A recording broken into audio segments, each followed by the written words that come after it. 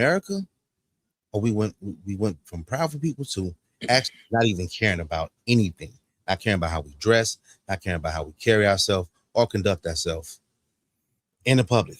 Go ahead, Brian. What's going on with you, man? What's happening, Doc? How you doing, man? I'm all right. I'm all right. I That's want to what's ask you a up. question, man. I want to ask Yeah, you, go ahead.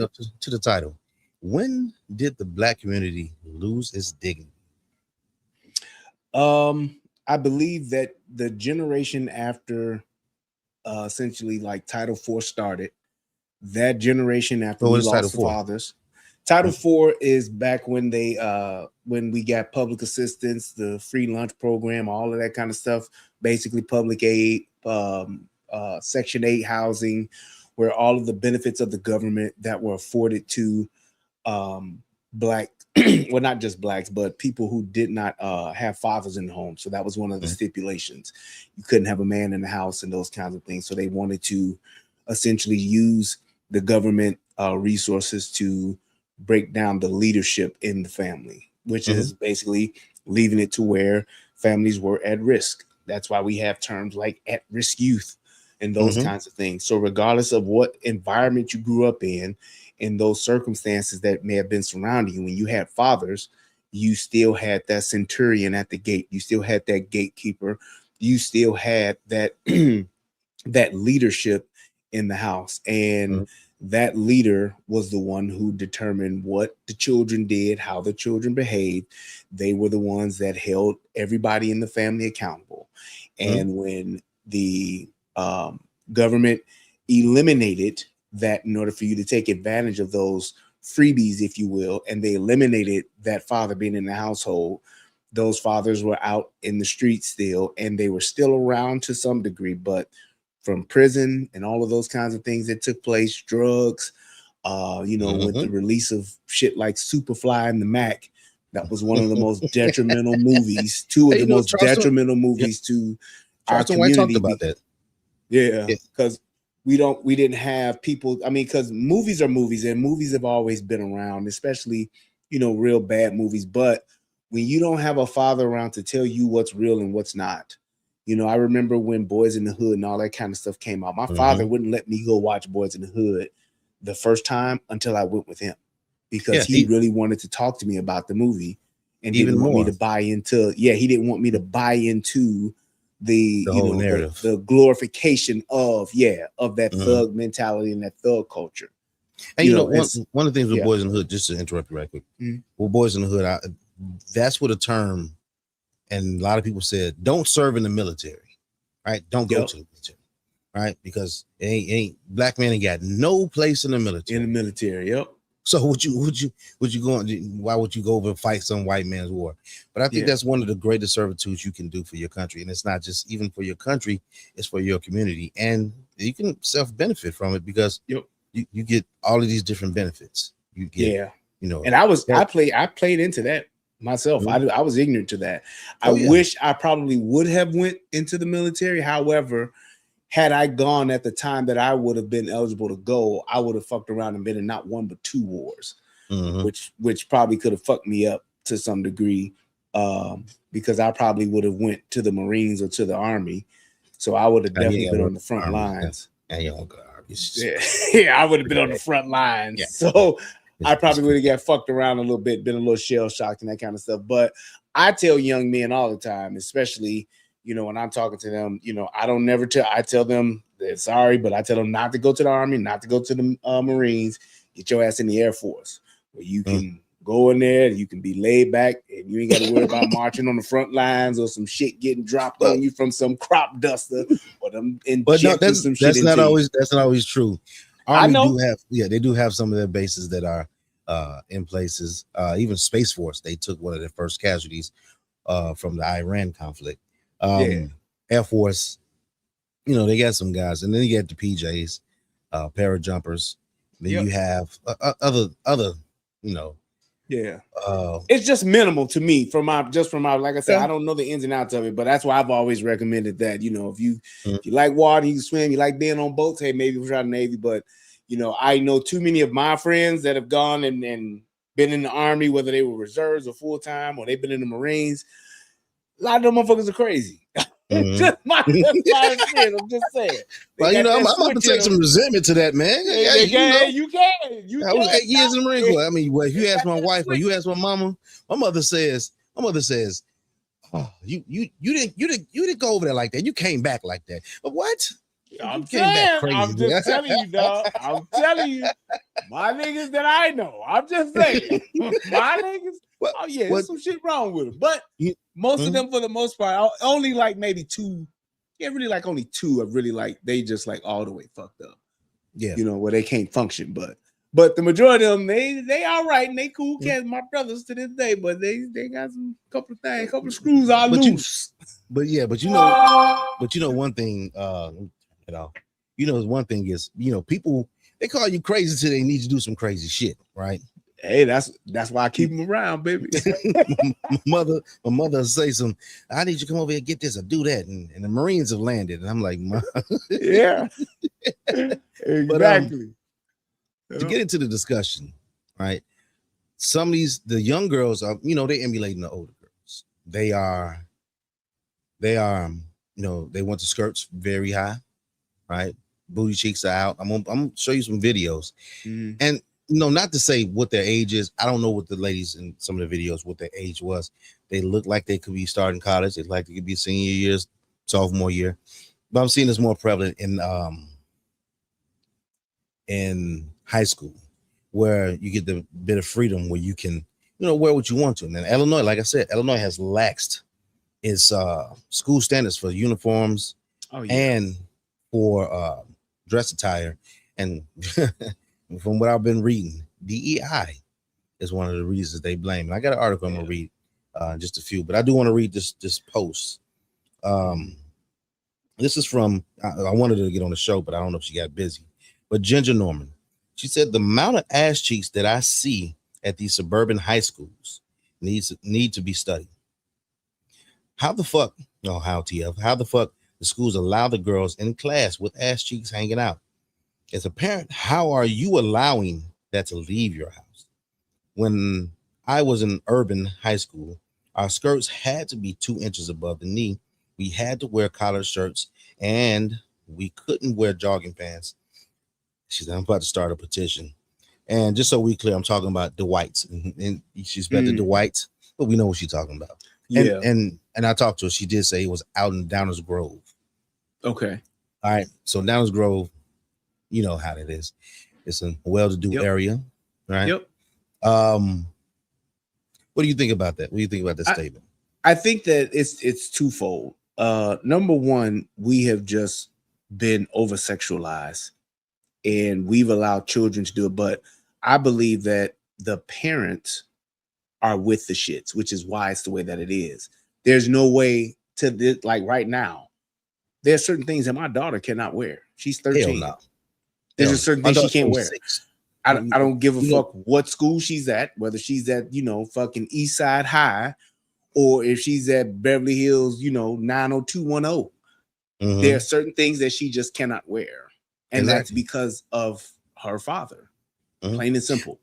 But in these schools, I gotta call a thing, and I gotta admit, some of these teachers are worse than the students. You know what? Thank you.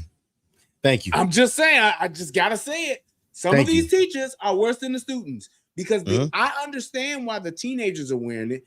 They're wearing it to be accepted by their peers, and they're wearing it for attention.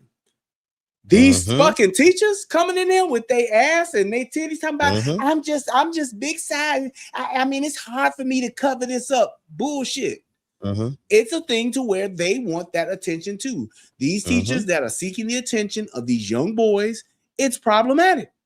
The men ain't doing it. Niggas ain't coming in, and these male teachers are not coming to school with the gray sweatpants on. They're not doing that. They're just not doing it. I'm just saying they are not doing it. You're 100% right. It's the women that are doing it. Whether it's administrative or if it's the teachers and faculty or staff, they all doing the shit for attention. Whether they're trying to get the attention of the young boys or they're trying to get the attention of the janitor or the engineer of the building, or whatever vendor that come and drop off the milk and cookies every day, they're trying to do it for that attention. Why would we have a problem with attire in a school system or school setting? What would be the purpose of that? Why are teachers wearing red bottoms? For what? And you know what? That's one question to ask. If they're wearing red bottoms, how you afford that? What's the salary of a teacher? They talk mostly about, the principals. Yeah. The principals make all the money, in especially in Chicago public schools. The people that make all the money are the people that ain't in the classrooms. That's just how it's been historically. If you a principal, assistant principal, or you somewhere high up on the staff, the school psychologist or something like that, those are usually the 3 or 4 people that's making all the money. And then everybody else that's downtown in CPS, them motherfuckers getting all the money, or at the little regional offices or whatever, they're getting all the money. And that's the problem with the school system. You spending billions of dollars or hundreds of millions of dollars, depending on your ISD, your school district, and y'all are spending this money, but the money is going to these teachers, to these administrators. I'm the administrator of such and such. When was the last time you was in the classroom? Oh, about 15 years ago. But you telling us what the kids need, and you're the one that's granting or denying certain things and permissions and all that kind of stuff. Why do you need to make $100,000 a year? Why are you making $140,000? You're making anywhere between $60,000 to $80,000 more than your line level school teacher. Why? What do you bring to the table? And those people that are in your position, what are y'all bringing to the table to help further the minds of the future? And y'all sitting up in some office somewhere that's not even in a school. Man. I'm just telling you, I'm just telling you what I know. And you talking about something. I was an instructional school, so basically a teacher's aide. I was an instructional assistant for 4 years, 5 years.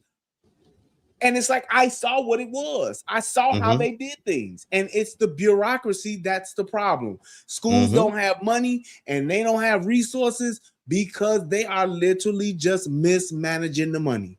You got 8 or 9 people talking about, I'm the regional this, I'm the director of that, I'm this. All I need for you to do is to tell me what's in this book and impart it into my children.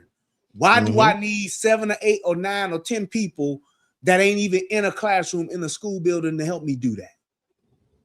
Yes. So one of the things is right.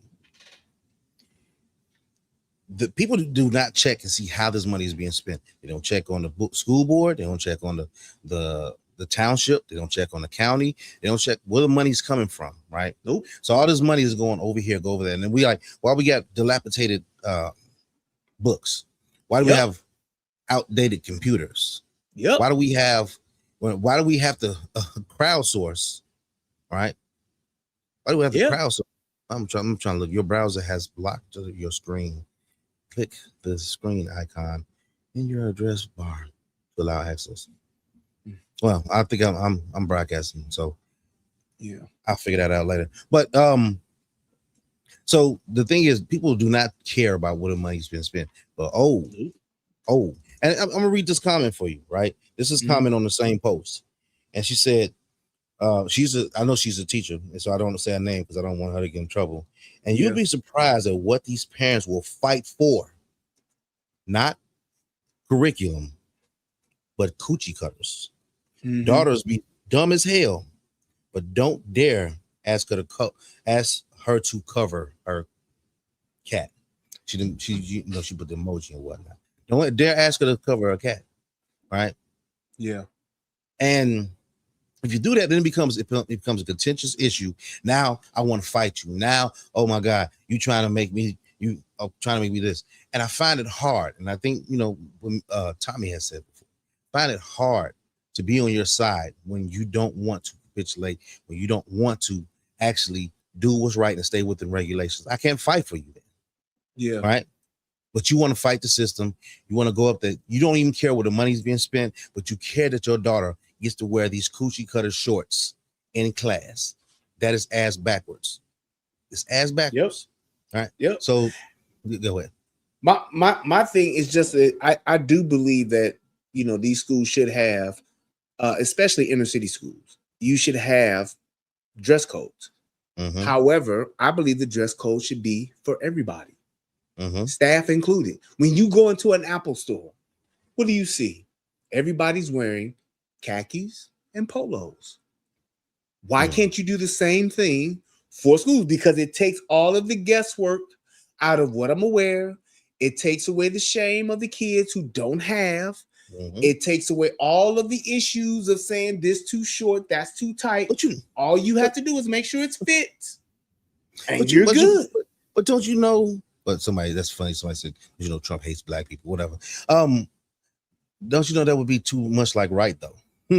That's all I'm saying. And my thing is this, and it also brings back, like you were talking about with the dignity and the pride in your school. It's branding. Mhm. Branding your school, branding your school district, whatever the Mhm. case may be, so that your kids are, and you don't have to get the worst of the worst. You can get some real nice, some fresh gear, whatever. You go and partner up with Nike and say, Mhm. hey, we want, what would it look like for Nike to partner with the school districts to come up with, you know, a school line? Mhm. Khakis and polos. You got female polos, male polos, you got Mhm. men's khakis, women's khakis. You're done. And you know what? And when I was in high school, we had a place that was called Hildebrand. You go to get all your sports stuff. They had all of the high school stuff, right? Proviso East, everybody, class of 99. You had all of that. You had all of that different stuff that you can go there and you can actually, you know, get your school spirit, get your athletic stuff if you needed athletic stuff. And it was great because they had, I know they had to deal with the district. They were in the district, so I know they had a what's name. But I do want to play this video for you. And I want to get your reaction on it.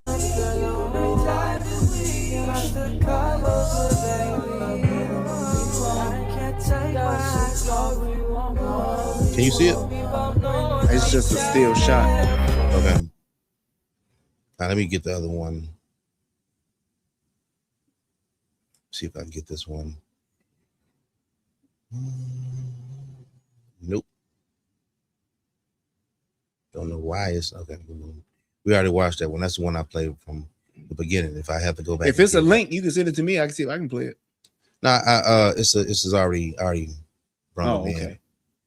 See if we can. There There we go. There we go. Okay.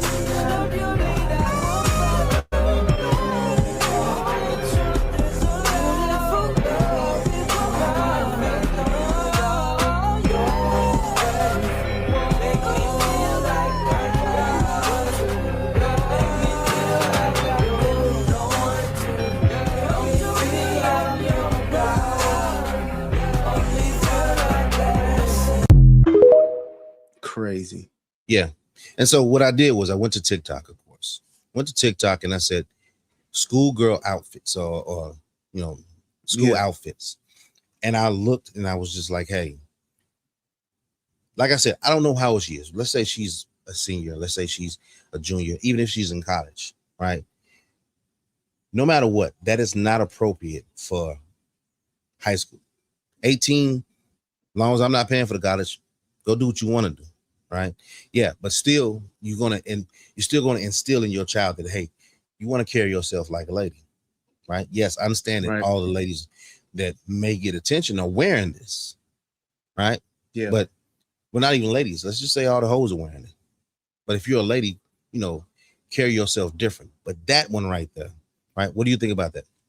It goes back to the thing of saying it's not appropriate, period, to where it should not be in a school setting.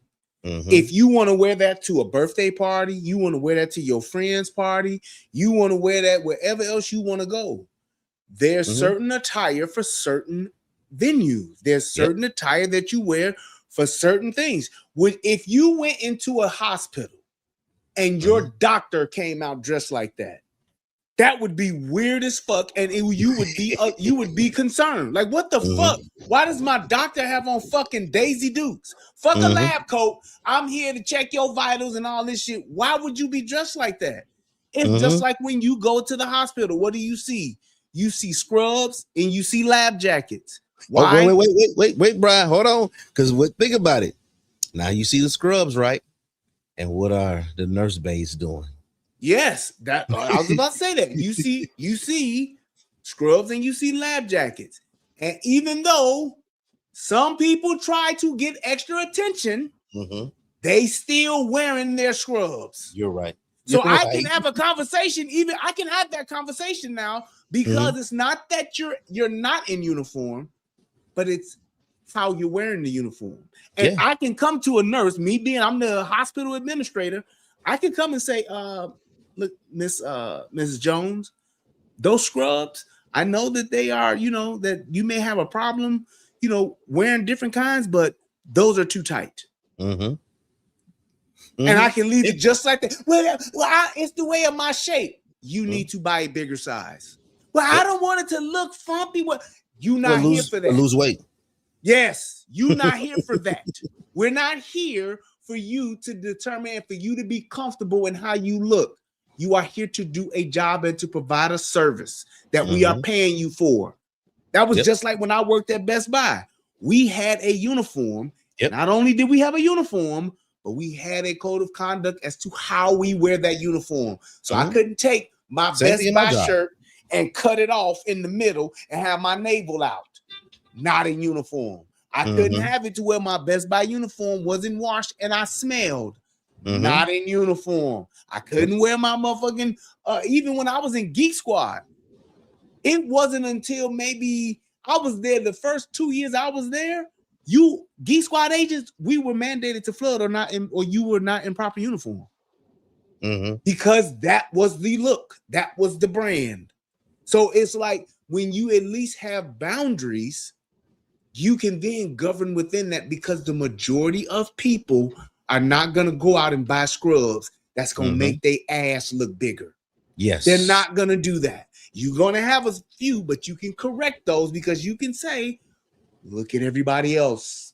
The majority of our nurses, the majority of our doctors, they don't have lab coats that are on them like fucking mini skirts. But Brian, that's racist though. They know black women have. It is racist because only niggas want to do stupid shit like that. So yes, I would be discriminating. Yes, that's exactly what it is racist because only niggas want to go and wear scrubs that are so tight that your ass crack is showing because you got it around the bottom part of your ass like some fucking apple bottom G's. Yep, that it is. And that's the thing. And the club said you can go do what the fuck you want to, but you at work. Exactly. You want to go out like Miss Parker out watering her flowers and shit with them Daisy Dukes on? Hey, by all means, go ahead. But hold on. Don't over-sexualize them, though. Remember, don't over-sexualize them because she has to be comfortable when she goes out and water her grass. And we can't. Right. But hey, at least I give Miss Parker her props because at least she knew what she was doing. She wanted the boys to look. She wanted anybody else to look and give her because she wanted that smoke. She wanted that attention. Was over there. That's why he was there. You can go in here for a little prayer. Miss Parker. Get some prayer, Miss Parker. The Lord is my shepherd. He know what I want. That's what you gonna do. But it's like, and that's the thing. It's like we have gotten to a place where we don't have lines drawn. We want to blur the lines everywhere we go. Whether it's a DEI line or whether it's I'm black and I want to do what I want to do line. It's like even when people were talking about arguing about people wearing their uniforms at these fast food restaurants, they should be able to wear what they want. No, they shouldn't. No, they shouldn't. If I have a business and I have a certain look for my business, and my business is clean cut, my business is shirt tucked in, that's the image I want to present. You don't get to come and show up with your shirt hanging out because you got double F size breasts. I'm sorry. You either wear it and be uncomfortable or you don't work here. You can't wear purple and blue hair. Why? Because that's not the image that I'm selling. I'm selling a product and my image matters. What about the Crown Act? Brian, they need the Crown Act. Stuff like that. Like the Crown Act, I get to wear and people. And that was the biggest thing about me with the Crown Act was that y'all know how it is in week 3 of that weave. Y'all know what it's like in week 6 with them box braids. Y'all know what the texture looks like in week 8. Y'all know what it smells like in week 2. Corn chips. So it's like y'all know what this is, but because y'all want to front, because y'all know people that get them $400, $500, $600 hair dudes with them braids and stuff in it, Y'all Mhm. know they ain't going every 2 weeks. No. We go get our haircut every week, every 2 weeks. Mm-hmm. Y'all know when I get them braids and I done sat on the floor for 15 hours, I'm not about to do that again next week. I'm gonna wear these until they about to mess up my scalp. Mm-hmm. There was a woman that got mad because I told her, I said, really, men don't like weave like that, right? And it became a contentious, it became a contentious issue. And she was like, and I was telling her, I said, well, it just seems like you don't have self-confidence.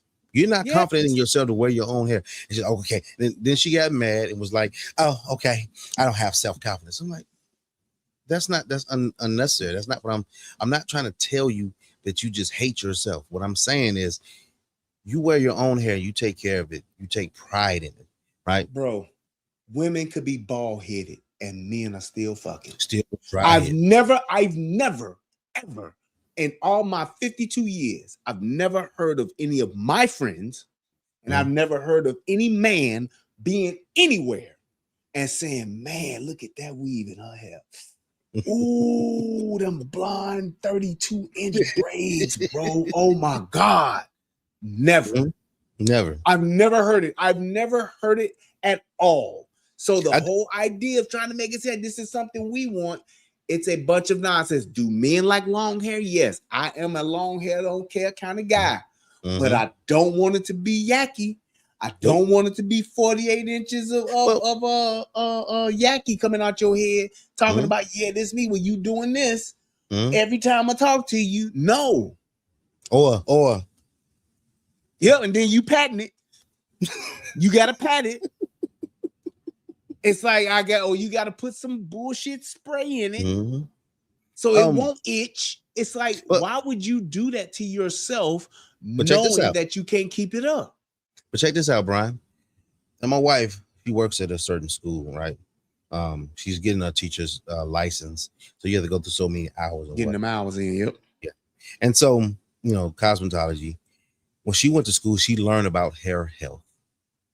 She said they're not learning hair health anymore.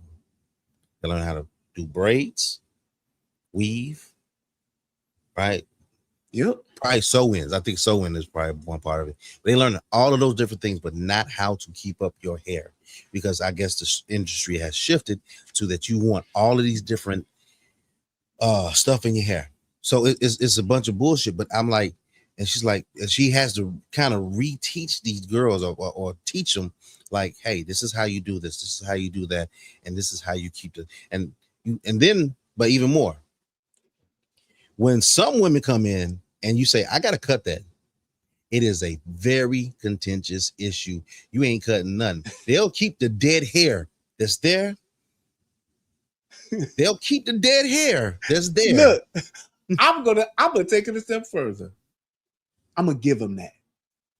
The fact that they will, I'm gonna give the fact that black women was lied about weave and stuff being a protective hairstyle. I'm gonna give them that they were lied to about perms, not damaging their scalp and the chemicals in their hair. I'm gonna give them that.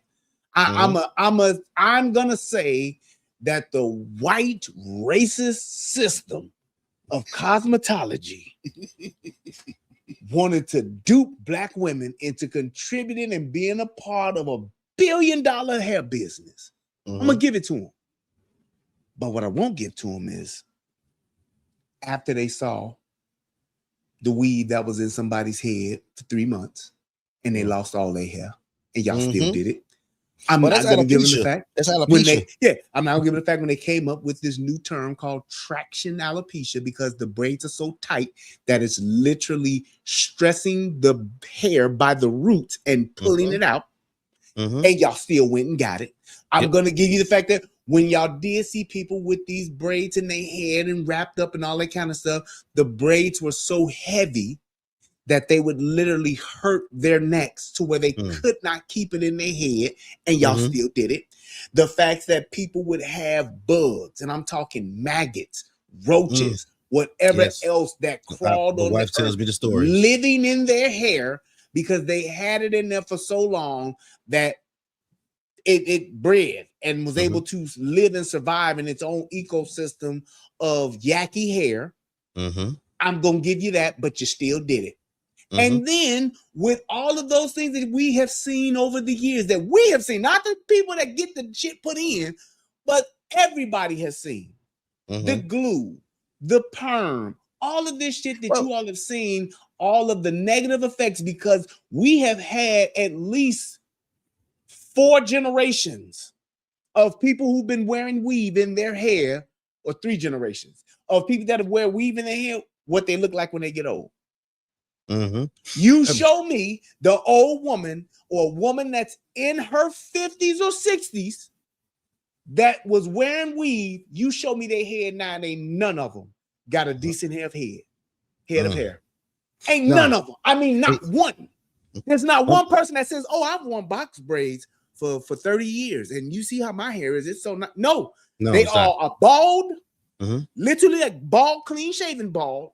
They have a fade or low cut fade like I got, or they have a short natural. And the reason why, because their hairline is either pulled all the way back and pushed back, or the hair has damaged their head to the point to where they have those bald spots throughout their hair and they can't grow hair. Well, my mother, she has a fro now, but my mother, I remember in the morning, getting that curling iron, turning it around, put it on the stove, turning it around, or the hot comb, combing her hair out and bringing it down, right, and getting ready to go to work every morning. You know, she used to smoke cools back in the day. Yeah, I know. I told you a secret, Mama. I know. But she used to smoke cools back in the day, and she'd have her coffee. She had to have her cup of coffee in the morning, get ready for work. But she would get up there and do her hair. Yes, sir. Right? My mother has a fro now, right? She has a natural. Yes. You know, all she do is pick it out, right? And she have fun with it. But never have I seen my mother wear weave, my grandmother wear weave, and my wife didn't wear weave. That's all I'm saying, bro. Well, let me take that back. All right, sorry. Let me take that back. She got kinky twists back in the day. Sometimes braids and whatnot, but she didn't keep it in for months on end. Yes. To her hair some like corn chips. And exactly. And one more thing before you go. She also didn't get her hair done to go out there and fight some other chick and get it pulled out. I remember when hair pulling wasn't even a thing. You know why? Because a woman have a fucking wig on, you get your ass whooped. They would take their wigs off.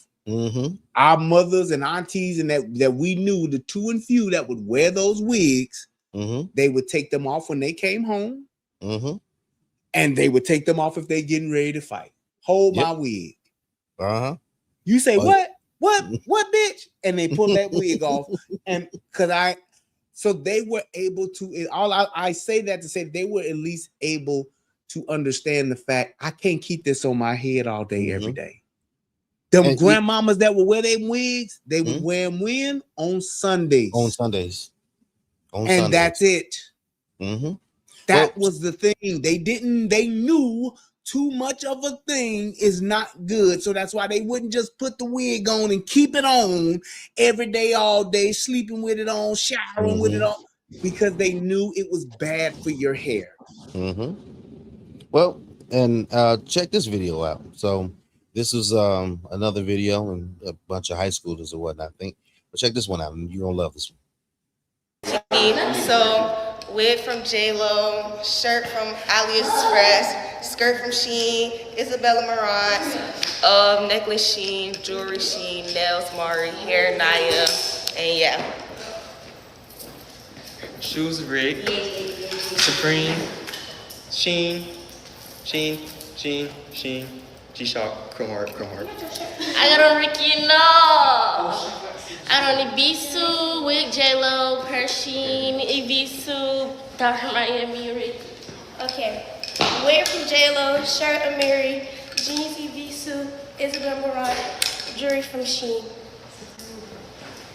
Supreme dog stock X, Supreme socks, jeans I don't know, shirt mall, Shein. Travis Scott, Shein, this 777 something, Aeropostale, Shein, Chrome Heart, Shein, yeah. Alright, thank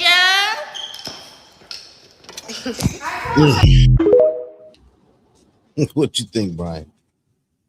I think that those girls are at the epitome of who they are going to be. They maxed out right now. Yeah. It's going to be downhill from there because And, that's all that they care about. They literally have shown what that was very much vanity. Most important thing to them and in their lives, and that's what's going to govern them. You look at them girls in 5 years, they gonna be hit, and they are not gonna look as good as they look now at this age. You're gonna see what life has done to them because that's what they think is it, and it's like that. That's all. That right there is all they care about. Yes, clocking it, wearing designer clothes. Is all they think. That's what life is about, and what life has to bring for them. That's it. I mean, but Brian, we had designer clothes. We had Jabot. We had. I know we're gonna show our age. Well, we had Jabot. We had all that stuff. But was that it though? No. Was it Jabot or no? Was it Jordans or not? I can clearly tell you when I was able to wear I remember clear as day when I was able to wear Jordans. And it was when I could afford. I bought my first pair of Jordans because my mama couldn't afford no $100 pair of gym shoes or $150 pair of gym shoes. So it was like it was a thing to where yes, that was a thing, but that wasn't the only thing. Yes. And if you didn't have that, it wasn't a status symbol to where you were nothing. You was just broke, and a bunch of other people didn't have it, or it just wasn't a thing like that. But also remember, you have more options though. But they got more options now. It's more people wearing. Back then, it was what? Nike or Reeboks? Well, Nike or Reebok. It was Nike, Reebok, that's what and the shoes. Yeah, I'm just saying. Just with the shoes. But even with the K-Swiss. I'm just saying. Then it was what? Your other options. You had K-Swiss. You had Converse, and there were. That was pretty much it back then. Or you had the what was the Lottos, Diodoras, and all those that came along. But the main ones. It was 4 or 5. Now today, you got Bathing Apes, you got Nikes, you got Jordans, you got all these other shoes. But it's a thing to where you didn't have to have it. They made it to the point to where you gotta have it. And a Miri shirt, $100. We wasn't wearing no $100 t-shirt. T-shirts. Let me tell you something. $100? No way, bro. No way. But I get it. How the times have changed and the fashion has changed. I get that 100%. All I'm saying is that it was a thing to where you knew what you had and you knew what you could afford, and there was still life after that.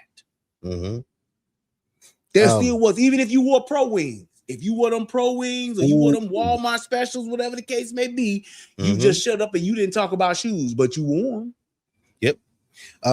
And Cortez had a good question. Who paid for all that? I'm pretty sure the parents paid for all. Even if the parents didn't pay directly for it, they gave them the allowance or the school stuff, and they went and bought whatever it was. Sheen. I don't even know how much really Sheen cost. My wife talks about it. My son knows something about Sheen. Bro, I don't even know what Sheen is. I think it's a website. I want to say it was like what was that magazine back in the day where you get your sports stuff from? East Bay. I'm just guessing. It's kind of like East Bay, but it got all type of clothes. It got female. Have no clue. I have no clue what that was or what that is, but I do understand the fact that yes, these young folks are into their thing. I ain't knocking that at all. Exactly. They are. Shout out to my man Calvin Diggins. What's up, boy? I do understand that. All I'm saying is it wasn't that or nothing. And that's the only problem I see with these kids today. It's that or nothing. Yep. These kids now will steal, kill, and do whatever to get this stuff. And that's because they feel as though it identifies them. For us, it was a level up. For them, it's who they are. Yep. These kids will be talking about, I can't go to school unless I got this. Or even more, they can't go to school without their hair being done. Or if they do, they're wearing bonnets. That's another thing that they're allowing in the school for them to wear bonnets. Even so much that Tuskegee University said what? You can't wear gym attire, pajamas, do-rags, and bonnets.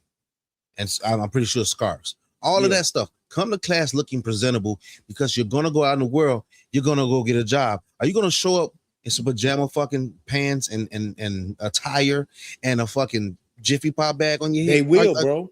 Wow. They will take your ass into a fucking Popeyes or a KFC in the depths of Mississippi, and you'll see it.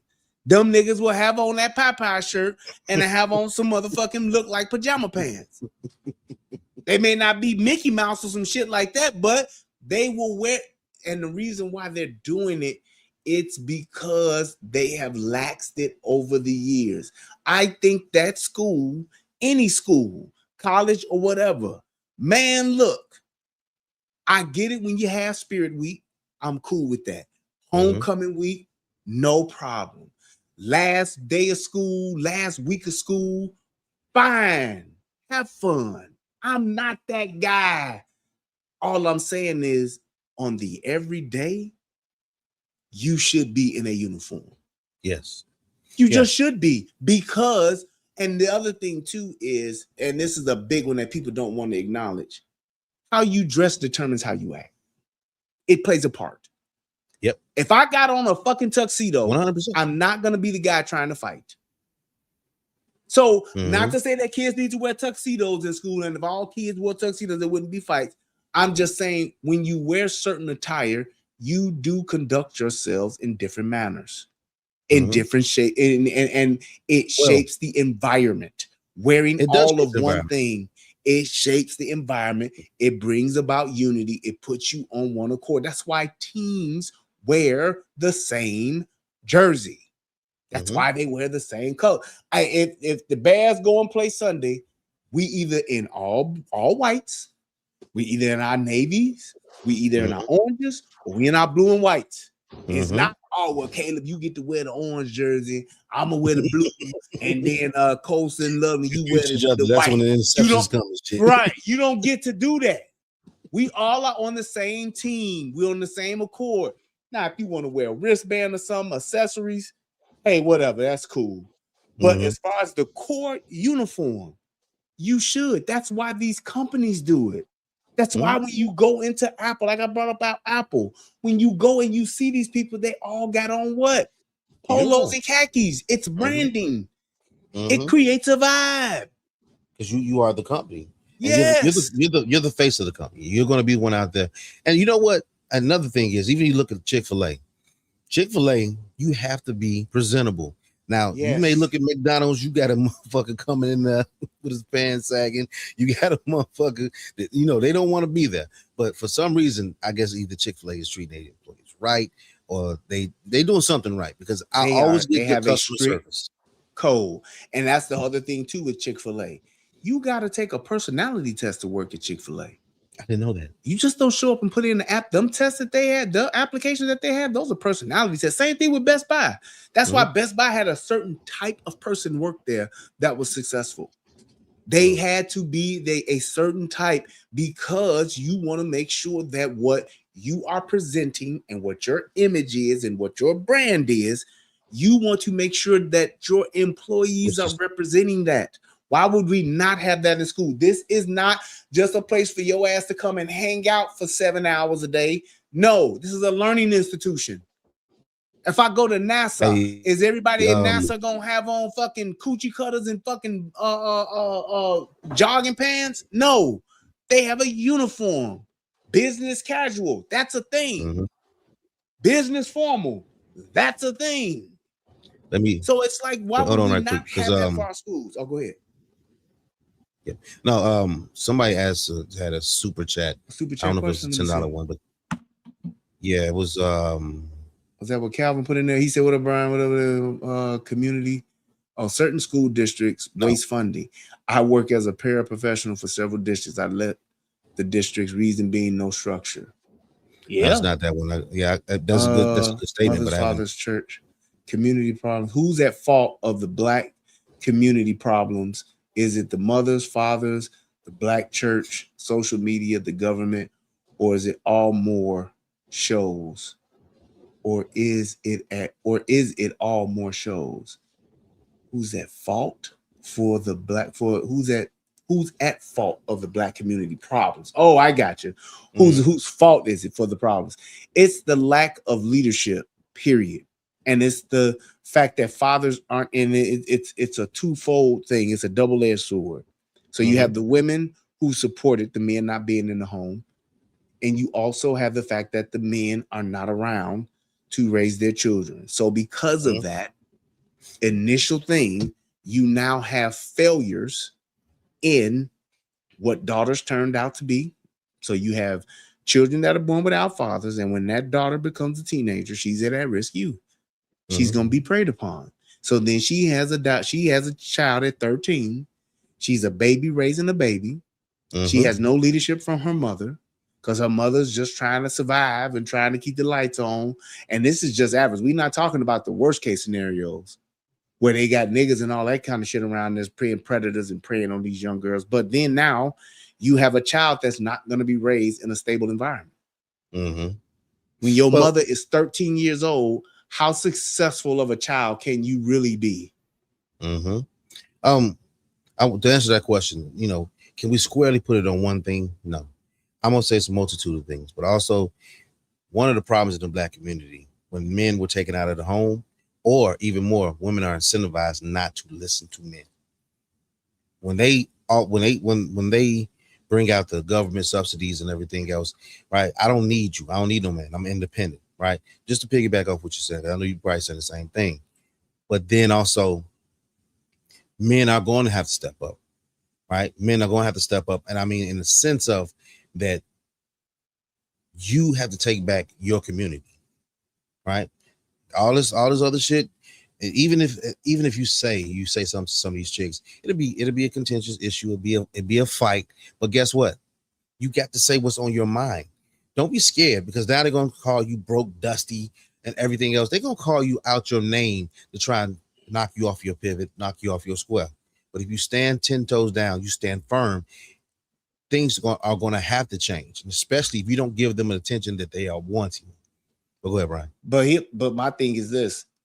I think where we are now, I think men have to be willing to walk away from the women and from the community and start your own thing. It's like it's just like me. I would never go and live in New York or California. Man, I'm trying to get out this state. I wouldn't. It's like what, and that's just I'm just not going to live there. I would only live back in Chicago. I would never completely move. I would only live back in Chicago if it was if I had just such a financial opportunity there to where I couldn't turn it down, and I would still keep my residence here. I would not move all the way back in. Yeah. So it's like if I went and did something for a year or two or whatever, and I could just buy me a place in one of the nice neighborhoods, or live in a fucking condo downtown or some shit like that for a great check, yes, I would do it. But that's just because that's home. That's where I love my city at the end of the day. But I could never just live there from a day-to-day perspective. Right. And it's because the culture that's there, the way that the rules that are in place, the laws that are in place, it is not conducive to my lifestyle. The way that the Black household is ran today, with these women having the leverage and having the power that they have in the home and with children, and because of the state, men can't live and function and go back into these neighborhoods and take over. They can't do it. I can't compete with you and your $8 rent. I can't. Your rent is fucking $8, and I'm trying to tell you, bitch, you gonna live in my house, you gonna do what the fuck I say. It's my way or the highway. That bitch gonna be like, well, I'm choosing the highway because my rent over here is $8, nigga. I don't need you. Well, so it's like if even in the sense of taking back control, That's my thing. If there's gonna be a shift in power, it has to be a shift in power. I can't just show up and be in charge. I can't. It don't work like that. Power doesn't work like that. There has to be either a show of force, or there has to be a dependency on said group in order for it to be a shift. If I'm controlling if you eat or not, if I'm controlling if you're gonna be sleeping outside or inside, if I'm controlling, if you got clothes on your back and stuff like that, yes, I have leverage, and now I can dictate certain rules. I can put certain things in place, and that's some shit that can't be it can't be overturned. As long as you got the state, man, I could go show up I could go take 200 black men and go into the community, and it's still gonna be fuck shit going on. Why? Because those same hoes that then raise these ain't shit boys and ain't shit girls, they're still gonna be able to do the shit they want to do. They're still going to be able to be ratchet. They're still going to be twerking. There's still going to be takeovers going on in the city. Why? Because you got ain't shit motherfuckers still able to do what they want to do.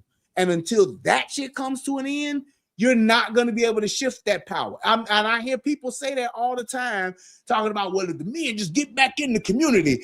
Niggas is in the community right now. They are. They just ain't respected. Why? Because there's no dependency on them. You don't need you, and that's why I say I can take 200 niggas to the fucking hood right now, and they just gonna be like, "Oh, that's nice seeing all these men in the neighborhood. That's nice. These men in the community." It ain't gonna change shit. It's not, because there's no need for that. Nobody needs those men. It's a difference between wanting those men. It's a difference between having those men, and it's a big difference between needing those men. When there is a need, then there is a certain level of submission I must give in order to have that need filled. We got another question in the super chat. Great show, Brian and Corey. How much do you think our politicians and our voting play a part in the black community rise and fall moving forward? A very big one. And we talked about the government dependency. We have more women that depend on the government. And this is a story that I had. A guy told me, it's third party, but he told me he was working one day, and he working full time. The chick working part time. She's like, "Ooh, I'm working too many hours. I ain't trying to work that many hours because I don't want to lose my Section 8. You know how it is. You work too many hours, make too much money. They take you off Section 8. She don't want to better herself. She wants to depend on the government to keep taking care of her because she just doesn't want to fucking work. She just wants this little part-time job to get some health benefits in order to, take care of her kids or give the kids health benefits. But more or less, she doesn't want to expand beyond that. She just want to do ratchet shit. So yes, I do see that, I'm gonna be honest and frank with you. I do see how the Democrats, they want you to stay dependent on them. And I speak from a standpoint of, I stay in Illinois, and you're from Illinois, you're from Chicago. I'm from the Chicagoland area. I stay here. I see the laws that they pass. I see the pandering. I see the bullshit. I see that they will keep on bending the knee to these demands, these wild demands, right? And nothing is getting better. Taxes, we're like, I think we're third in the nation as far as the highest taxes. Crime is still high in Illinois. I don't care what the governor says. I don't care what the mayor says. It's still high. So you're paying all this money for the least representation, and everyone has their hand in the pot. They have now with the Doge investigation, President Trump and his administration, they exposed where the money was being spent and how it was being spent frivolously. Now, I want you to triple that with Illinois, right? Even though the federal budget is bigger and we have a smaller budget, guess what? We have all of these other organizations that they funnel money through. They funnel money, they send money here, send money there, and it's coming back into their pockets or it's going to their cronies. And so we got to pay all these taxes, and then they want the middle class or people that are working to depend on them. So much so that even if we get into gun control, I can go on and on about that. But yes, the way that we vote does determine our family values. So go ahead, Brian. When it comes to just the politicians and our voting, we will never be able to control that. And I know, and I commend those that are trying to flip Chicago red. It ain't gonna happen. Mm-hmm. The reason being is because we don't have a real base. We don't have a real community that can get on one accord. And everybody else that is a small group or a minority, they do. When you look at, and you're talking about Chicago being the most segregated city in the country. Fact. Why is it that the blacks can't vote a certain way? Why is it that the Hispanics do? When you look at Chewing and all them aldermen and shit like that, they got voted in just because they people voted for them. Yeah, I think it's 3 of them that's running Yeah, for mayor. They people voted for them. When those niggas going to vote for them, the Hispanic aldermen and all that kind of stuff, they voted. Them people got their own people in. When you look at us, we getting in who? Whatever alderman that look cool and can get in all the churches. Whoever can win that, they in there. The That's just how elections. we vote. Yeah, the elections here are so bad that if you run as a Democrat, all you got to do is win the primary, and you're gonna That's get it. into the seat. And you're gonna get in there because you got to look at it like this. Most of us don't even really care about voting, especially for local elections. And then the people that do, they're either already bought and paid for and rolling with a certain group that then got promised some shit, or they in cahoots with the politicians, like your pastors and so-called community leaders and your what do they call them other people? The Community grassroots activists. community activists. Yeah. They already in. They already with the bullshit. They're just baby politicians. That's all it is. Them Andrew Youngs and all them niggas, they are in cahoots and they with the shits with the motherfuckers. That's why they're able to do what they're doing. And it's like when you have that in there, if you don't have control over your politicians, you ain't gonna have no control over the money. Just like I put in the chat, in our private chat earlier, the Chicago Board of Education just approved a $9.96 billion budget for CPS. Wow. Y'all tell me, where in the fuck do you see $9.96 billion in the schools? Where's it at? Or what? Show me. That's $10 billion. For look, we ain't talking about the state of Illinois. We're just talking about CPS, the Chicago Public School System. What? Maybe 150 schools? 150 schools. 200 schools, maybe 300 schools. It's 300 schools at max. I ain't Googled it, but we can. No, it's 100. I think it's 200. It's not 350. I think it's 200. Like you said, I haven't Googled it. I was reading. I think it says it in this article. I'm just saying, if you Google that and see how many schools are in Chicago public schools, and you take $10 billion, I guarantee you could divide that amount of money up to where each school would have so much money to have everything that they would need, to where they wouldn't need to have a fucking $10 billion a year budget. Let me read this right quick because I want to. This is from Chalk Beach, Chicago, and this article was written 2024, right?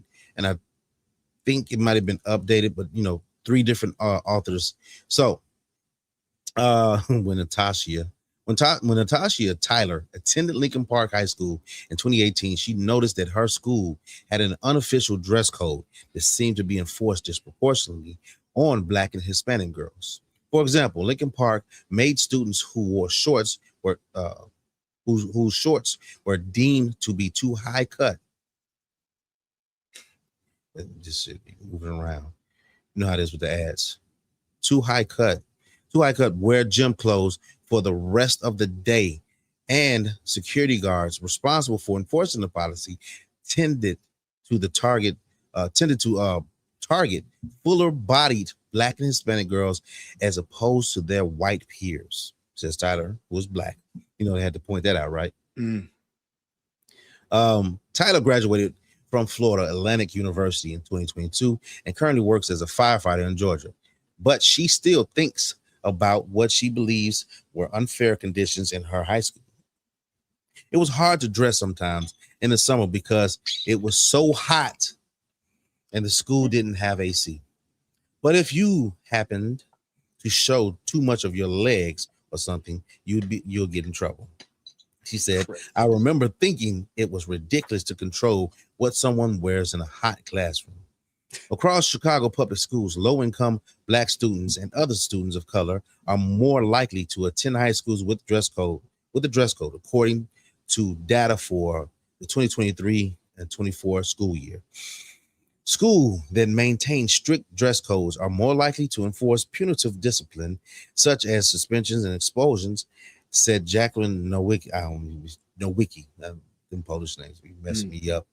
A director at the U.S. Government Accountability Office who has published research regarding inequities in public schools. Numerous studies show that dress codes are not equally enforced across the country, with students of color being pushed for infractions, even though they did not commit them at a higher rate.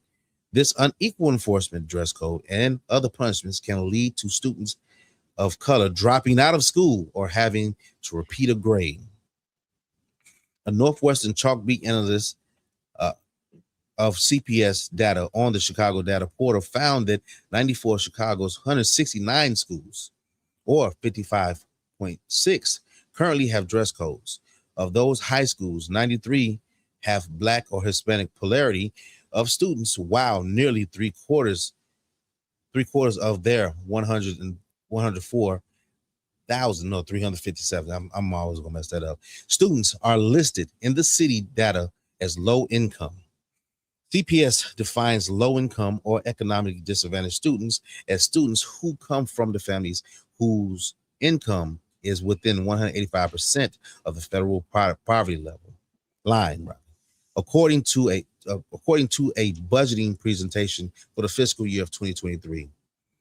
It got a map right here where it can show you, all the different schools and who has dress codes. Right, we can go through that, but that's one thing. Let's see if I can finish this up. I know this is probably one author. At all but 8 Chicago public high schools, a majority of students are listed as low income in CPS data. 6 of the 8 schools with low income population below 50% do not enforce official dress codes. All 8 schools have white population exceeding 20%, more than double the average white population of 8.78% across Chicago high schools. 4 of the 8 schools have a polarity of white students. What do you think about that? Come on, gang. Stop the cap. That's my man Daddy would say. Bro, this is this is just fucking made up bullshit.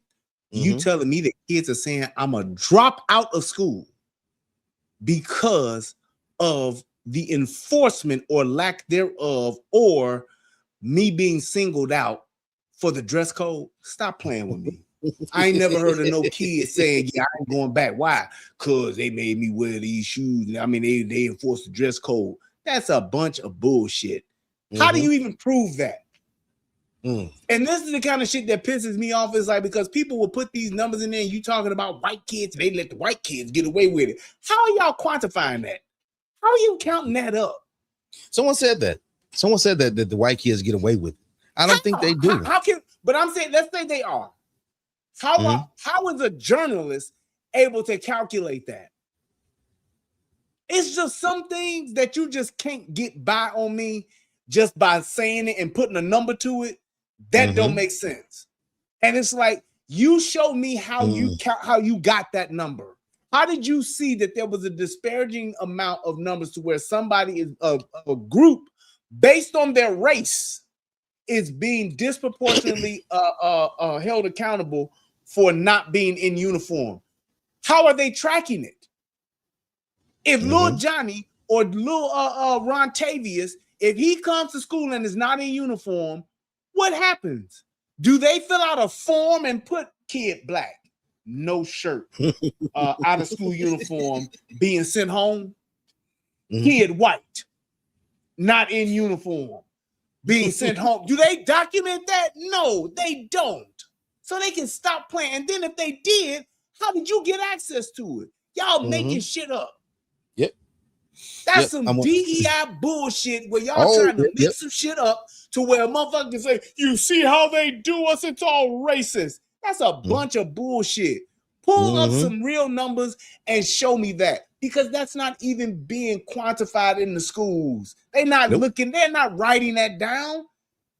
It's like y'all making up numbers and then saying, well, we believe, and somebody somewhere thinking what they think they thought they saw, and that's what they're saying, that's what it is. That's a stupid stat. That's like that's just like me saying, due to a study that was done by the French Lick Institute, it showed that 77% of students that are in urban communities, they don't tie up their left gym shoe. It's been a phenomenon that's been going on. It's like, where the fuck did I get that number? And somebody will just say, that's strange. That's something really weird. As opposed to say, wait, hold on. But I could guarantee it's gonna be a white liberal. Gonna be a white liberal saying, well, black kids can't tie their left shoes. Yeah. It's like, how do you don't even stop to think, how did y'all get that number? It's like, we're like, who's counting that? Who's literally taking that stat down consistently every day to where you're able to determine the number of blacks versus other races that are not in uniform? Bullshit. I'm calling bullshit on that all day. Even more with that article, right? When you read that article, they went and talked to a motherfucker in Georgia. About some shit that's going on in Chicago. That's all I'm saying, bro. But this is the thing. And most of the time, unfortunately, most of the time it's us. We let these bourgeois, so-called uppity, so-called educated niggas tell us anything. And they think because they went to a school, went to a college, and got a degree that they right. That's the problem with us. It's like we don't want to do just like with the school shit.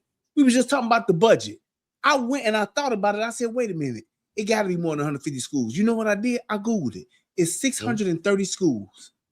I'm not going to just sit there and just let that shit sit out. It's 600. That's right, too. It's 630 schools in Chicago.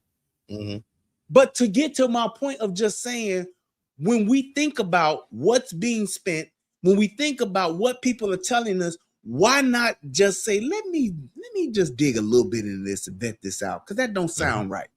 How in the hell can somebody tell me what group and what percentage of kids are being held accountable for school uniform? How did y'all figure out that kids are dropping out because of the uniform enforcement policy? What are kids doing? Are the kids taking an exit interview? Hey, Shaquita, you're not going to school anymore? No, I'm not. I'm done. Well, can you tell us why? We want to just get some information down from you. It's the dress code. So I'm like, fuck that. I got to wear Shein, and y'all won't let me wear Shein here. So I'm out. Fuck my education. Bye-bye. It's like, that's just not happening. But some bourgeois motherfuckers sitting up somewhere and they just wanted to make up some shit and they guesstimated and estimated some shit that would sound good and put it in a fucking article. That shit is ridiculous. It's like when you talking about just like what we do and how things work, we as black folks, we will just hear some shit and run with it, as opposed to saying, well, wait a minute, hold on. Let me put a little more thought into this. Because my point of it wasn't about me being right about the schools. The point was the amount of money that the schools have based on the budget. And like I said, 630 schools. Yeah. Imagine if you split up $10 billion. You know how much each school would get? Almost $16 million a piece. That's an outlandish number for a school, ain't it? It's outlandish. So let's cut it in half. But even more, think about what the rest of the state is getting versus CPS. We don't even want to go down that rabbit hole, bro. Let's just stay $16 million. Let's cut it in half. And let's say $8 million per school. Imagine what each of our Chicago public schools would have if they had $8 million to cover and that's covering everything. That's covering the building. That's covering your lights. That's covering your staff, your salary. That's covering your pension, to keep the groundskeeper Willie that you want to have there to cut the grass, shovel the snow, put the salt down. All $8 million. You mean to tell me Corey, if you was a principal and somebody gave you an $8 million budget, would books be a problem in your school? Hell no. Computers. That's all I'm saying. And this ain't no one-time thing. This is every year. Nigga, we can buy White Castles for them kids every day for school and lunch with an $8 million budget. Man, we eating Chick-fil-A. If you budget it right. If you budget it right. But that's the thing. They're not budgeting right. Let me read this right quick. In Detroit, they paying kids $100 for going to class this year. Not learn or make good grades, but go to class. Why Chicago follow suit? These hoes don't know how to raise functioning kids. But you know why they doing that? Do you know why they doing that? Why they paying the kid $100? Because every kid that they have that's enrolled, the federal government pays the school. Yes. Thousands. That's right. I didn't even think of that. You are 100% right. So when I give a motherfucker $100 to get 15,000, hell yeah. Shit. Yeah. Bring your ass to school. Hell yeah, bring your $100. Come on to school, my man. You come to school for 30 days. I got you on the books. I got you on the roll. I can submit that down to the federal government, and they're going to give me $15,000 for your black ass. On top of the budget, on what I get. I got this many enrolled. They're going to give me this much in dollars. And then, we not even thinking about that shit. But even more, think about it. The teachers union here in CTU, they wanted more money. Yes. Think about the budget that you just laid out. He just got him a raise. Yes. Yes, I know. Think about the budget you just laid out. $8 million per school that you just laid out. Well, first of all, it's $16 million per school. Yes.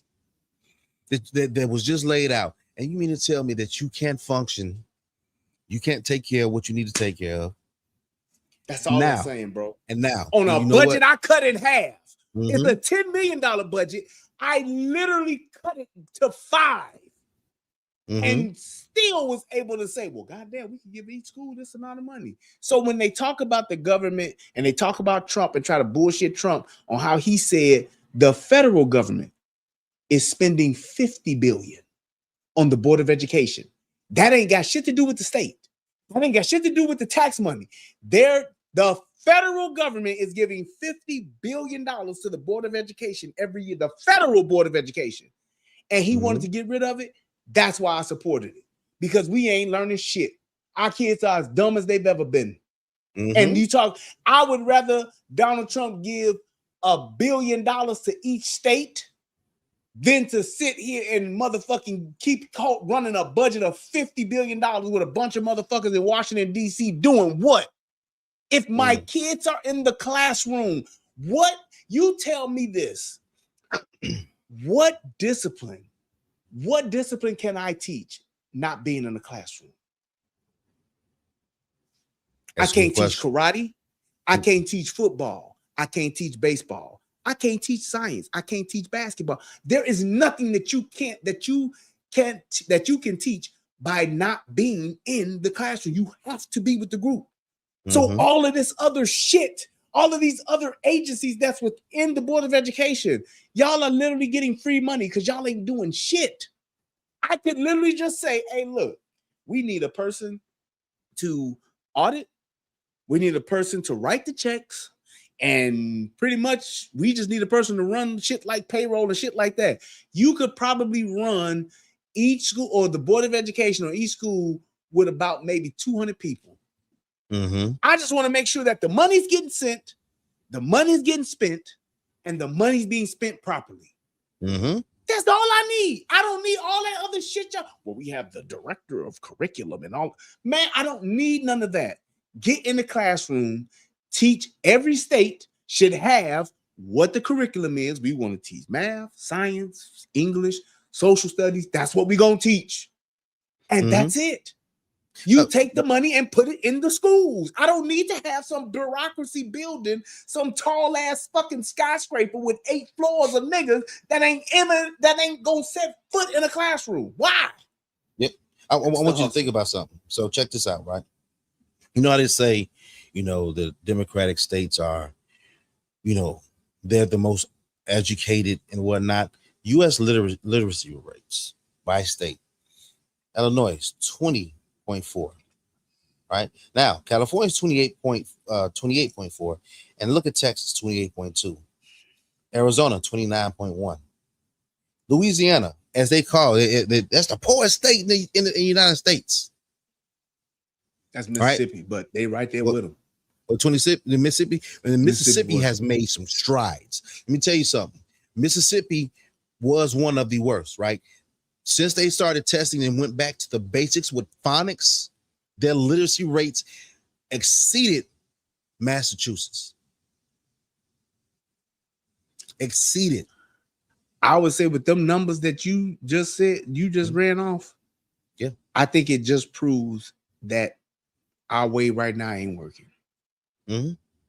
And the fact that nobody's saying we need to change it, nobody's saying, well, what's the problem?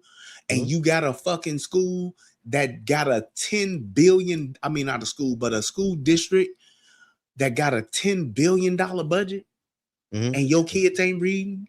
Your kid, the Chicago public school system ain't even in the top third, ain't even in the top half.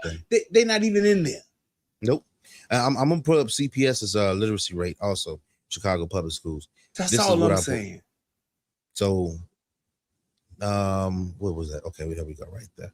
All right. So in 2022, the literacy rate among U.S. adults stands at 79%, indicating a significant majority with reading proficiency. Conversely, 21% of adults across the nation lack basic literacy skills. Furthermore, a substantial portion, 54%, exhibit a literacy level below that of a 6th grader. This data underscores the ongoing need for literacy initiative and educational support within the adult population of the United States. All right, so that's ridiculous. Yeah, that's what this is saying. This is then if anybody wants to look this up, this is from USA Data Hub. All right, and yeah, so yeah. So I'm looking through this, right? Top 10 states: California, Texas, Mississippi. Top states with the highest population, low literacy. I'm reading wrong. All right, so yeah, bear with me. They're saying New Mexico. They're saying California has a has a low literacy rate. They're saying Texas, Mississippi, Louisiana, New York. Right, those top 10 right there.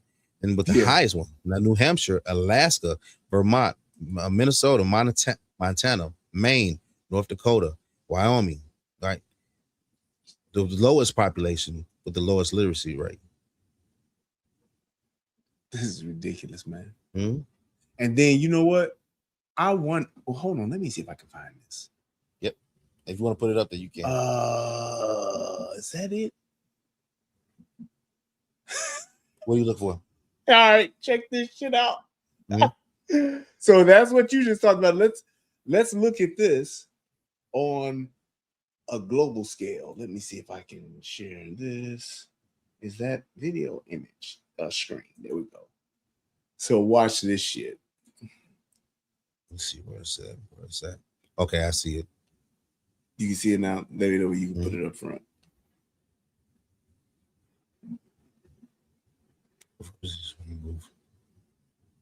Let's see. Okay.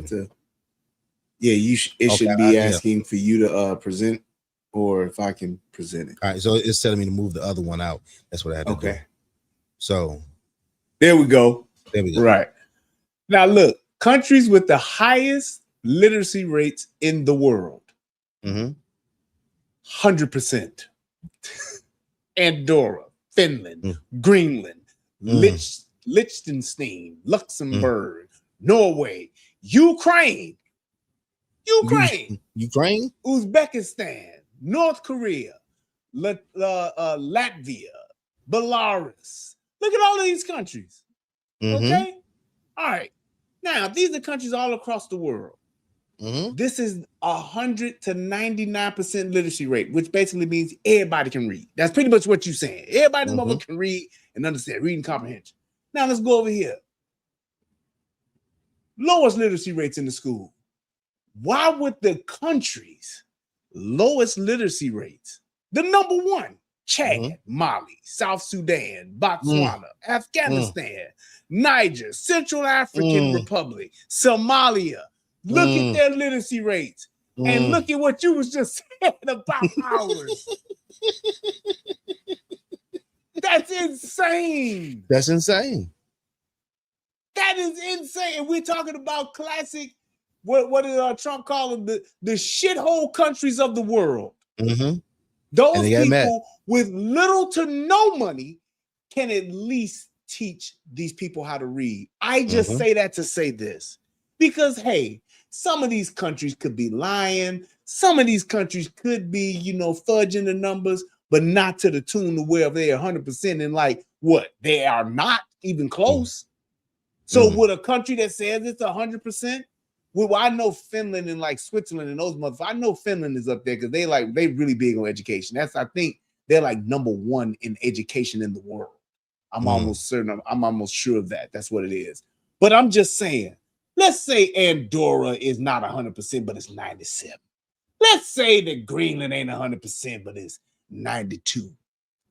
The point I'm making is none of these schools are sitting here having, especially in these shithole countries, they don't have not even a fourth of the funding we have, and we can't get it done. But they're over there with little to none, and I just say that to let you know, yes, there are certain amenities that we want to have. These kids ain't learning in no fucking shotgun church house that's the schoolhouse throughout the week. No. But with the funding that we have available, if we can't even compete and beat the shithole countries that are the worst, that means we're not even close to competing to the countries that are the best. That's not a problem with funding. That's a problem with the management of funds. That's the bureaucracy that has this the way that it is. But also parenting. Yes. Because and the culture, parents, yes. Yeah, culture. Because if you think about it, Japan, China, even if you look at some of the African countries, they stipulate what? They stipulate that you need to go get your education. And they'll sit there with them and they'll work with them. And the kids will work with them. Even if they can get a tutor, if they got somebody in their village. However it is, they're going to work with their family. Instead of pointing to the notebook, listen here, little nigga. 2 plus 2 is what? Or the thing is this. You more concerned about getting your kid a Louis Vuitton belt than you are making sure your kid got that they can read and write. We love to reward bad behavior, especially in our community. Yes. So it's like, if my kid can't read, why would I be? I mean, I've taught my kids, hey, look, you going to school is like your job. Just like how daddy got to get up, mommy got to get up every morning and go to work. Your ass got to get up and you got to go to work too. You go to school, that's your job. So this is co-pilot search, right? Take it for what it is. I'm pretty sure we can look at Illinois policy that would tell us some stuff. But Chicago faces significant literacy challenges with fewer than 1/3 of students reading at grade level. You're not showing that. You showing the chalk beat. Okay. Fabricated article. Yeah. Let me go back. All right. Let me show that. Where's that? So you got to take that one off and put it on the other one.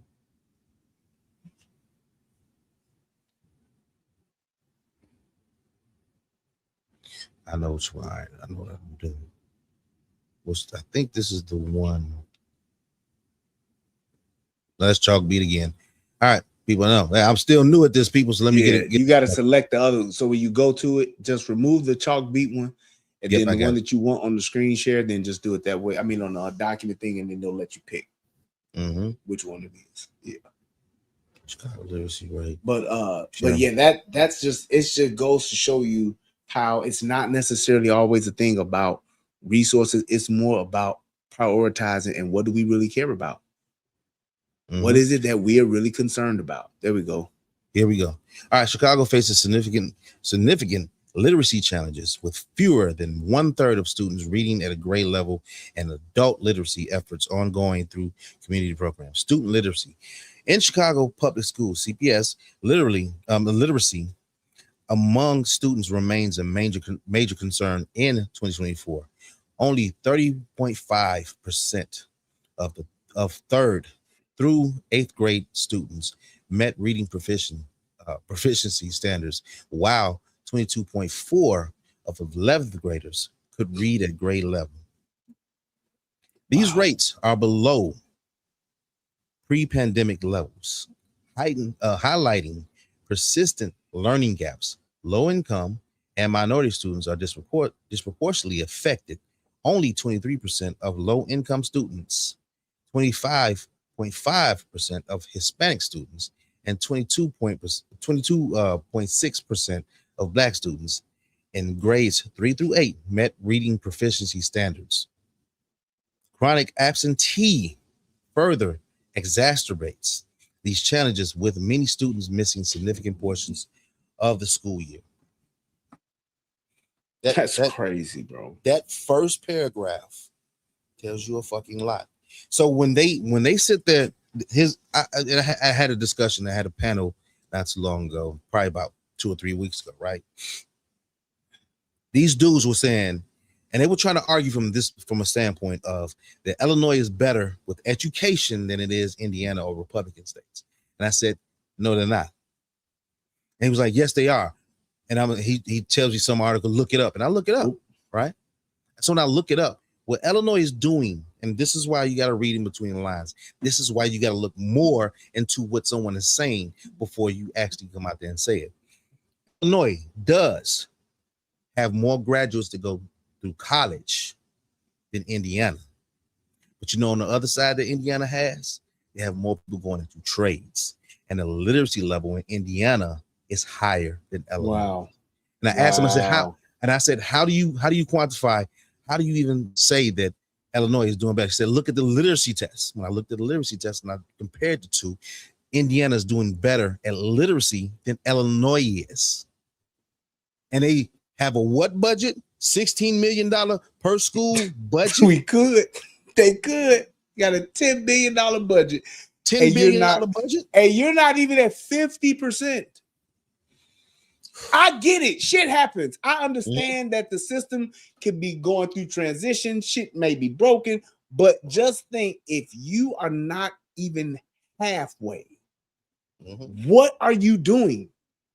If you're not halfway, it's not broken. It's broken on purpose. That's all I'm saying. Yep. That's all I'm saying. It's not like, we was in the top, but then such and such got taken away from us. We lost this or we lost that. There was a shift in it. No. You're talking about not even a third or barely a third are literate. That's on purpose. That's not by happenstance. That's not some lean on me shit where the school just slipped and we just fell behind and couldn't get it together. No, that's gross mismanagement, gross bad leadership. That's all that comes down to. And there is nothing that you could run. There's nothing that you could have as far as a business, as far as any type of thing, to where a third of functionality or a third of success is what's acceptable. There's nothing. Nothing you can do and say at a 30% clip, we doing good. Now, I put this picture up here because I wanted to show. It's kind of shifting a little bit because we're getting right back to the top. In certain aspects, this is not highlighted. And this picture is from 2026, or I want to say 2026, 2025, one of them. But what this is in Chicago, in Chicagoland area, what we used to have, and used to be highlighted. Well, I wouldn't say, I can't say that it was necessarily highlighted, but I knew of it. I don't know if you ever heard of, but the cotillions they used to have, or the balls or the Met Galas they used to have for high school students back in the day. And I heard about it, and I was like, damn, I would like to go to one of them. And, I like to dress up in a nice tux or a nice suit and whatever, and learn all the other stuff. But this is not highlighted. What is highlighted is what? God damn, pants on the ground. Right. On the ground. Hands on the ground. Then I went and I looked and I said, hey, you see that? That's in 1960. I'm typing, I specifically said cotillions in 1960.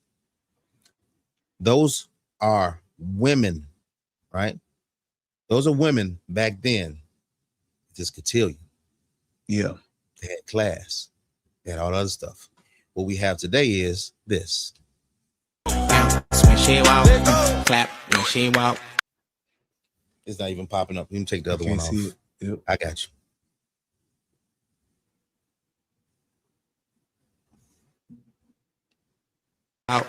Clap when she walk, clap when she walk. She shaking ass everywhere. That's what we have today. Clap when she walk. Right? TikTok, social media, and everything else instead of meeting, talk to people. And I don't know how many relationships came out of those cotillions, right? Can't quantify, didn't do the numbers, whatever it may be. I can't tell you how many success stories came out of it. But at one point, right, even if you go back to the 1960s, even if you look at that, there's a small sequitur right now. This is not getting, it's not getting the what's name, the notoriety that it deserves. It's out there. They're not going to that. They're going to this. They're going to the TikTok. Yeah. They're going to the twerking, right? Hey, as a man, of course, you know, you look at your twerk, but here's the thing: is that all you have to offer? Exactly. But here's the thing too: the cotillions, the quinceañeras, the former galas, all of that stuff. You know what those were originally for? Those were basically events put together to show, hey, you are becoming a young lady or young man, and this is how you conduct yourselves in a formal setting, and we're going to celebrate that. So it's just like with prom. It's just a formal dance for your school, for your classmates, for those that are graduating. That's what that is. To prepare you for formal events throughout your life, whether it's something at your job for your career, whether it's something as iconic as your wedding, things like that. It prepared you for anniversaries, retirement parties, even family reunions. I remember at the family reunion, there was a formal dinner night. We used to have, I can clearly remember when I was a kid in our family, we used to have family dinners. Yes. Once a year where we would all get up and go to a banquet hall and we would have to dress up. You would either be in a suit, you would be in a tie, shirt, sweater, something, but we would literally get together as a family, and it was one of those things to where you learned how to conduct yourself in a formal setting. So those things that we had and that we did, they were for a reason and for a purpose, so that if you do have to attend or if you have to be the guest of honor, you knew how to conduct yourself. But today, our young people ain't thinking about getting married. No. Our young people ain't thinking about going to formal settings and going. The most that they will do is a prom. And all they want to do in a prom is they want to look dead. They want to have be in a Lambo, or they want to have, you know, the money machine, and they want to have the smoke and stuff come out, because that's the only celebration that they're probably going to, formal celebration that they'll have in their lives. I'm gonna get a helicopter. We're gonna get a jet. We're gonna get a Rolls Royce, and we'll ride around for about 7-8 hours, and then that's it.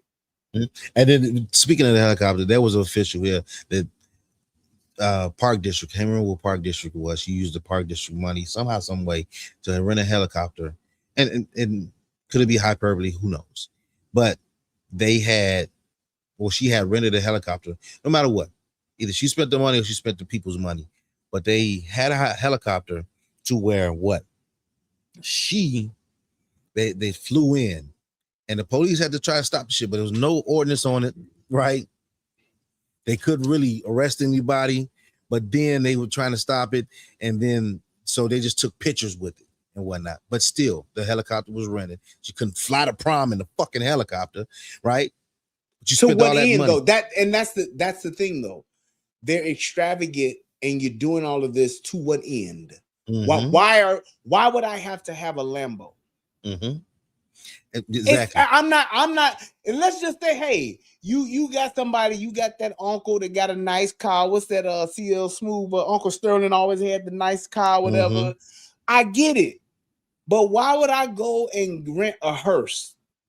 Why would I go and have a come out party where I come out and I'm in a casket?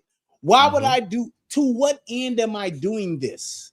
And that's the problem. It's like we will waste money on the most frivolous things and try to make it seem like it's so important, because I can guarantee you there's a good percentage of kids that have gone on proms that ain't graduated. Oh, the shit. Them motherfuckers got a 1.3 fucking GPA, and I'm gonna spend $10,000. Exactly. I got on a $2,000 suit. I got on $1,000 shoes. I'm in a $160,000 car, and I'm going where? To go to the fucking dance hall or the gym at the school, and then I'm gonna bring my motherfucking ass over to Waffle House, and then that's it. So, or my mama done bought me and my friends a hotel room for the night, and we gonna do a bunch of stupid shit, might get some pussy or whatever, but that's it. Exactly. So, I put this picture up. This was a picture that was circulating on the internet. I've seen it a while back, and I think maybe everybody's seen it and whatnot. But it still shows the class back then, that even though you wanted to be like your father, you wanted to dress like your father, you wanted to put on your tie. I remember my father died, I was 8, right? When I was 8. So I remember my uncle Mose, my great uncle, actually my grandmother's sister, not the sister, but brother. I'm fucking up. My grandmother's brother. He had this nice Dob hat, right? He put on his suit, and I remember one time I got fresh. Man, I got fresh. I felt fresh. I put on a suit and tie and everything. I was going to catch the bus, and my uncle, my actual uncle, my mother's brother, drove the bus, right? Pace bus out there in Maywood. He used to drive the one down Madison, and he seen me in it. And man, I was proud of that, because I had a suit on, and I looked. That's when I felt my nice, was putting a suit on. Yeah. Right. Yeah. And my thing was never said. Well, I can't say never, but it never was a big thing for me to sag my pants. Yeah. Right? I seen a dude get his ass whooped, sag his pants. Motherfuckers can't even run from the police when they want to run from the police because they sagging their fucking pants. Right. And it just looks sloppy as shit. Well, the whole thing that they say, it started in jail, but not for the reasons that they say. A lot of people say, well, it was because that meant you was available. That's not true. Right. And one thing was because in jail, you can't have a belt. You're not supposed to have a drawstring, because you can hang yourself with that. Right. Absolutely. So they would get clothes that were bigger and it was sag, and then they bring it out to the streets. However it was, then it became a fashion statement and whatnot. It's still a tacky fashion statement. Even when I was a kid and I tried to sag my pants and I'm trying to hold them up, my mother said, "What's wrong with your penis? You trying to hold on to it? You trying to make sure it don't fall off?" Right. She said something about it, and I was embarrassed about it. Yeah. Never did that shit again. I put on a fucking belt. And especially when I went to the military, I learned to put on a fucking belt, and especially learn how to put on a belt the proper way and the proper measurements and stuff, right? Yeah. Right. But you learn all, and it's sad that you have to go to the military to learn that, but go ahead. And I'm gonna and like I said, I'm trying to just see it from both sides, because we just grew up in a different time, and there were just different expectations. But even in that picture that you showed with those kids on that car, one of those kids got on some like Knickerbocker pants. The kid that's sitting over there on the left side, right? Look at the socks and look at his pants. That was the style back then. Look at the other kids; they got cuffs in their dress pants, right? Fine. All I'm saying is, and my only thing is, they are able. Those very same kids, I don't think they dress like that every day. That was probably some Easter Sunday shit. That was probably some church anniversary shit, or somebody got married. I get it. And them kids probably put on some play clothes, because back then kids had play clothes. You had your real clothes, your church clothes and your play clothes. Mhm. But we can't even switch it up. You go tell the average YN today, you got a funeral to go to tomorrow. You got a such and such. You got a formal event, a formal engagement. They Mhm. don't have a suit. Mm. They don't have a shirt and tie. They don't Mhm. know how to even tie a tie. So it's Mm. like there's such a thing of just, I understand that the times are different because there was a time when, you know, you wore saggy pants. There was a time when we wore used and damaged clothes where the clothes looked tattered and that was the thing. You got your goth look and all that kind of stuff. But we all knew how to switch it up and show up for formal events. Mhm. We all knew when it was time for church on Easter or Mother's Day or Christmas. We all knew what we had to do. We didn't have to go out to the store and go shopping. We had that suit. We had those dress shoes. These kids today, they don't have none of that. They showing up in a Mary. They showing up in Sheen, going to church, going to their grandmama funeral, going to wherever. That's all they know. So they gonna sag their pants even at their grandmama funeral where it's not appropriate because they don't know how to change it up. They don't know how to switch and to understand where they are, which is why they have such a problem with uniforms. To bring it back to the school thing, that's why they have a problem with it, because the only thing that they want to wear is what the fuck they see Lil Yachty and them wear. The only thing they want to wear is what they see in the rap videos. The only thing they want to wear is what they see motherfuckers wearing on TikTok, what they see motherfuckers wearing on IG, and all of that shit is cool to them, but they don't even understand that there's a time and place for everything, and you got to be able to dress accordingly for it. They don't have that. And that's what I think the biggest problem is that we have allowed our group of people, and when we talking about black folks and all that good shit, we've allowed them to do their thing and not learn any of the traditional stuff. And because of that, they have no real grounded base on where they can actually grow up into, grow up from. We always got stories to say, man, I can remember, you know, we would do this, but shit, our mama wouldn't let us do that. I can remember a time where you literally could not wear gym shoes to church. Absolutely. Yeah, no. And today, we go to church in jeans and Jordans. You know who taught me how to tie my first tie? Who? My mother. This is my mother. My mother taught me how to tie my first tie. I really learned how to tie a tie when I got into the Marine Corps. When I went into the military, I really, that's when you learn, you know, your double Windsor and whatnot, because your uniform had to be pristine. You, especially when it came down to Marine Corps ball, right? You out there inspecting each other. Even your medals or your ribbons, they have to be at a certain length. Yes. From the pocket. If I remember, it was half a centimeter. But you know why they did that? To let you know, hey man, it ain't always fatigues. It ain't always combat boots. Sometimes you need to be able to represent who you are and represent what you do, but to be able to do it in a formal setting. You know what? Somebody just put something in the chat, right? And you know, I'm starting, and black people lost their dignity whenever integration happened. Yeah, there's something I can agree with, and then because I'm gonna play this video, but let me know what you think about the comment. I don't think that black people lost their dignity when integration occurred. I think black people lost their dignity when fathers got out the home because there was no accountability, and we were able to run wild, and there was no responsibility and no accountability. Latchkey kids growing up on the streets where there was no governing bodies. Once the uncles died and went away, once we lost those that was like our last frontier. Them uncles, and them uncles and them grandparents, when they got out the picture, that's when we lost our way. Because then it was open season on kids.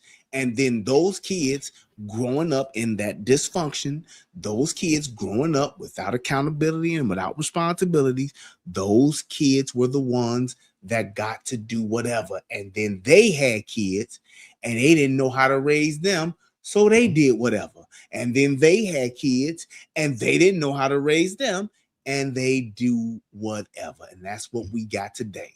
That's why the only thing they give a shit about is attention and whatever brings it.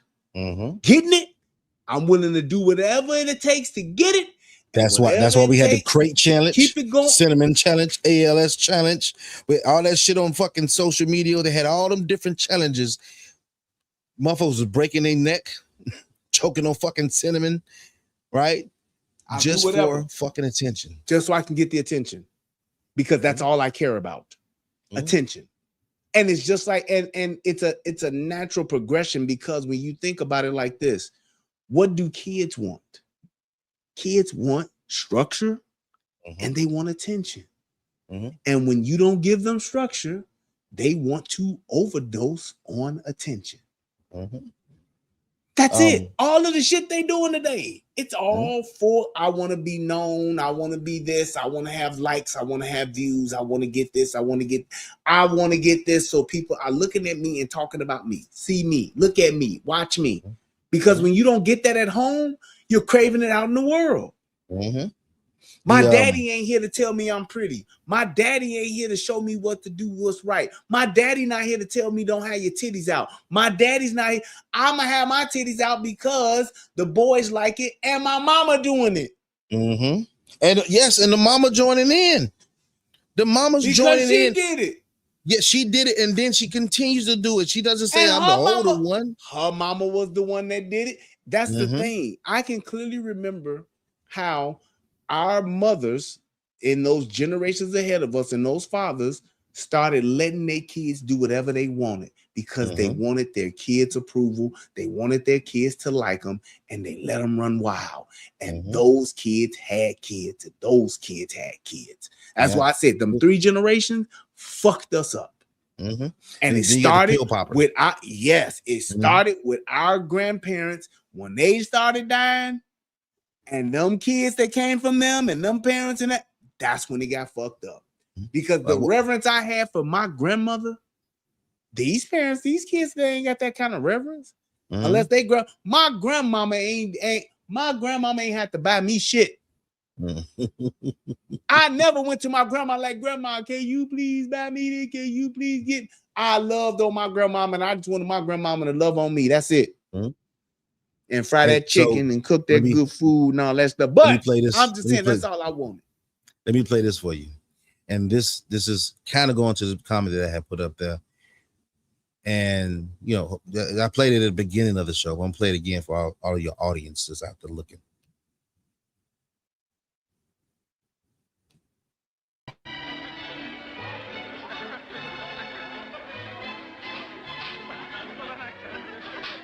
No matter where they live or with whom they work, when it comes to social activities, most Negro Americans, frozen out of the white mainstream, constitute a veritable society within a society, largely paralleling but separate from the various levels of social structure found among whites. This Waldorf Astoria debutante cotillion, given semi-annually by the New York chapter of a leading Negro women's club called the Girlfriends, is virtually identical to those held here by white groups, save for color. The white cotillions, they have their junior leagues. Of course, you know there is no colored junior league. Well, the Girlfriends is a very friendly group of girls. They do charitable work, civic work, and it's a social group. I have a lot of white friends, and I think the ones that I have, they like me as me, and they like to work along with me. But I don't think that they want to particularly invite me to their homes, to their parties, which is perfectly all right with me. And you wouldn't want to go? Oh, I mean, their friends and I probably wouldn't have anything in common, and we probably would. We don't know that. Wow. We meet together on certain bases, but I don't expect to be invited to their parties, and I'm sure they wouldn't enjoy coming to mine. In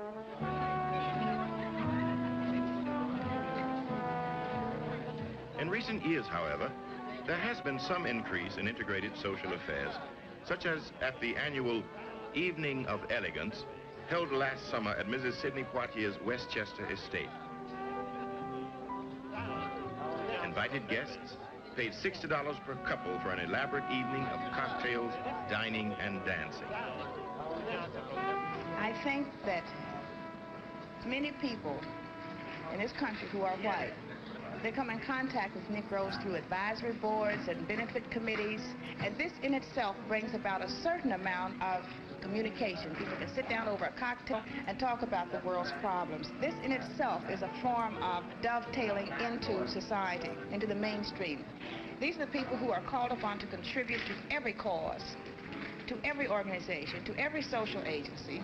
$100 a ticket for this, $200 for that, for a couple to go somewhere for the benefit of someone else. The entire involvement of these groups involves participation and giving of themselves, of their money, of their time to those less fortunate than they. In this respect, yes, there is a Negro society.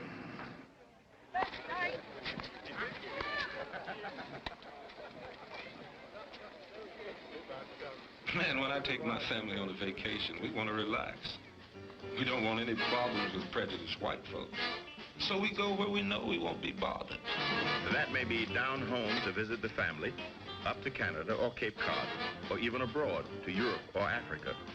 One popular vacation spot among Negroes is the resort town. How long of is Bluff, this? Massachusetts, situated on Mount About this, we got probably like a minute more. There's 3 minutes now. If you want me to pause it, I'll No, go pause. ahead. I'll wait. That's why I For just fun want to and know. relaxation, thousands journey here each summer from all over the country, forming a sizable Negro colony which gets along with, but keeps somewhat aloof from, local and vacationing whites. Doctors, teachers, and other professionals are prominent, and many have bought and maintained summer homes for their wives and children.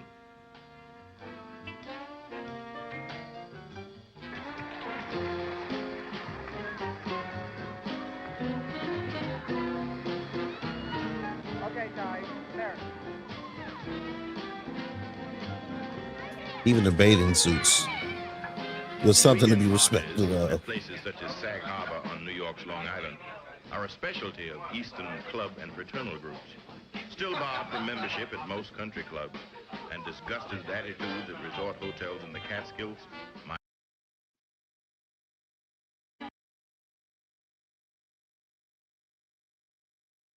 Yeah, that's it. I was trying to clean it up a little bit, but that's it. You know, the one thing that I noticed about that, because back then, blacks and whites were different. Just like today, black folks and white folks are different. But Rory said it. The elegance was common. Yes. The way that people, the decorum was common. Yep. The way that people dressed was common. Yes. The way people carried themselves, common. So I would even go as far as to say we had more in common with black folks and white folks back then than we do now. Was it not one twerking session? Was it not one session of somebody taking a selfie with their lips poked out, showing their ass, showing wasn't no fighting, wasn't nobody cussing, wasn't nobody repping they set. And all I'm saying is, yes, it's a different time, but there was still a level of respect. There was nothing over sexualized, even in the bathing suits. Even in the bathing suits. Even in the bathing suits, asses wasn't out, titties wasn't out, but they were still bathing suits. Wasn't nobody trying to show up nobody by being half naked. They literally was doing what? Even with white folks and black folks alike, they were eating. I'm sure they was drinking. I'm sure they was talking that jive and talking smack, talking shit. All that shit the same. I'm sure they was all doing it. going to parties and going to people's houses, having a good time. I'm sure it was motherfuckers still getting high. I'm sure it was still motherfuckers getting drunk. But there was a certain level of decorum that they had in general. Yes, you still have your degenerates. Yes, you still have your ain't shit whites and ain't shit blacks. Yes, you still have your trailer park trash. And yes, you still have your niggas. But at the end of the day, those people knew how to and wanted to conduct themselves like upstanding people, regular people. They didn't have to exaggerate. Wasn't nobody getting all up in the camera to get attention. Wasn't nobody being overly loud. Wasn't nobody certain things that people just did or didn't do because they cared how they looked. Not so much as what people would think about them, even though they do, but they cared about how they looked themselves, and they were not just willing to do anything for attention. And you know what happened? Nobody shot the club up. Nobody shot the club up. And not to say that there was some nights probably in some juke joint or some hole in the wall bar where somebody might have got sliced up with a razor. James Brown, you know, some shit would happen. I ain't saying that didn't happen. I'm not saying that.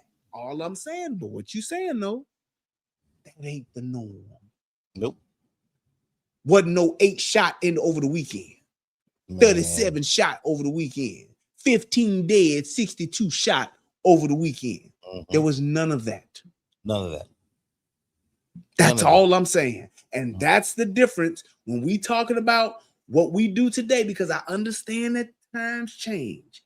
And I understand that I'm unk. And I understand that I'm old school and all. I get it. But we weren't on that back then. But we on it now. And I just believe that it's fathers that kept shit like that in order. And I'm gonna tell you one thing I noticed, and I see what you said, Roy. I'm gonna put that up there. All right. Roy says, Brian and Corey, check this out. The lady acknowledged that she wouldn't get invited to her white friend's party. She didn't scream racism. She was cool with getting her ball and taking it home. Yeah. And I want to say something to that point. If the racism that everybody's claiming that they don't want you here, they don't want you there, and everything else, what did those people do? They built their own shit. That's it. That's it. Yeah. They were okay with having their own and doing their own thing. And doing their own shit. Instead of saying, let me in, let me in, let me in. Yeah, just like, what did we see last night on the panel? Not on Tuesday night on the panel, where the chick was like, I'm gonna go over and disturb these white folks. Yes. I'm gonna go over and disturb these white folks and all this other stuff and blah, blah, blah. And no, you don't have to do that. Yep.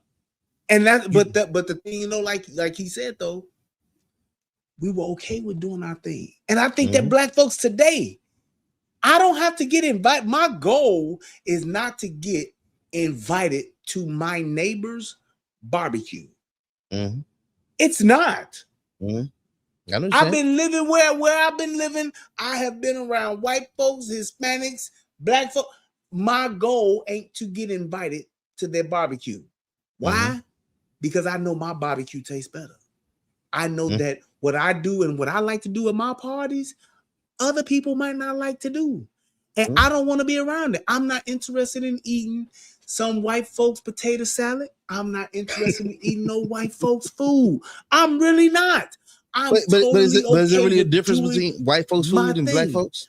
Would I go if I was invited?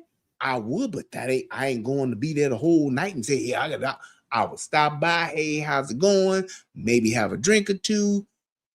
And that's about it. I'm good. Even when I go out and I am around other races, it's okay, but that's not my thing because I'm totally secure and I'm totally fine with doing my own thing. I don't need y'all ribs. Got my own. I don't need to come over and see what y'all eat. I really don't give a shit because I'm going to eat before I come over there anyway. Or I'm not going to stay long enough to where I am hungry and gotta eat. Nope, I'm gonna come on back here. That's just me.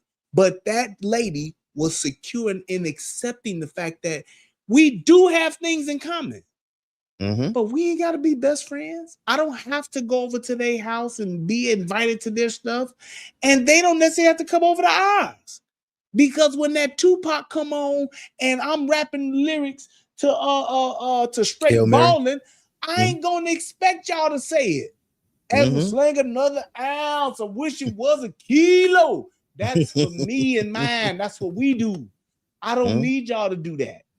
Now I can join in when it comes to Sweet Caroline. Bop, bop, bop. I do that. I like me some Sweet Caroline, but Everybody do.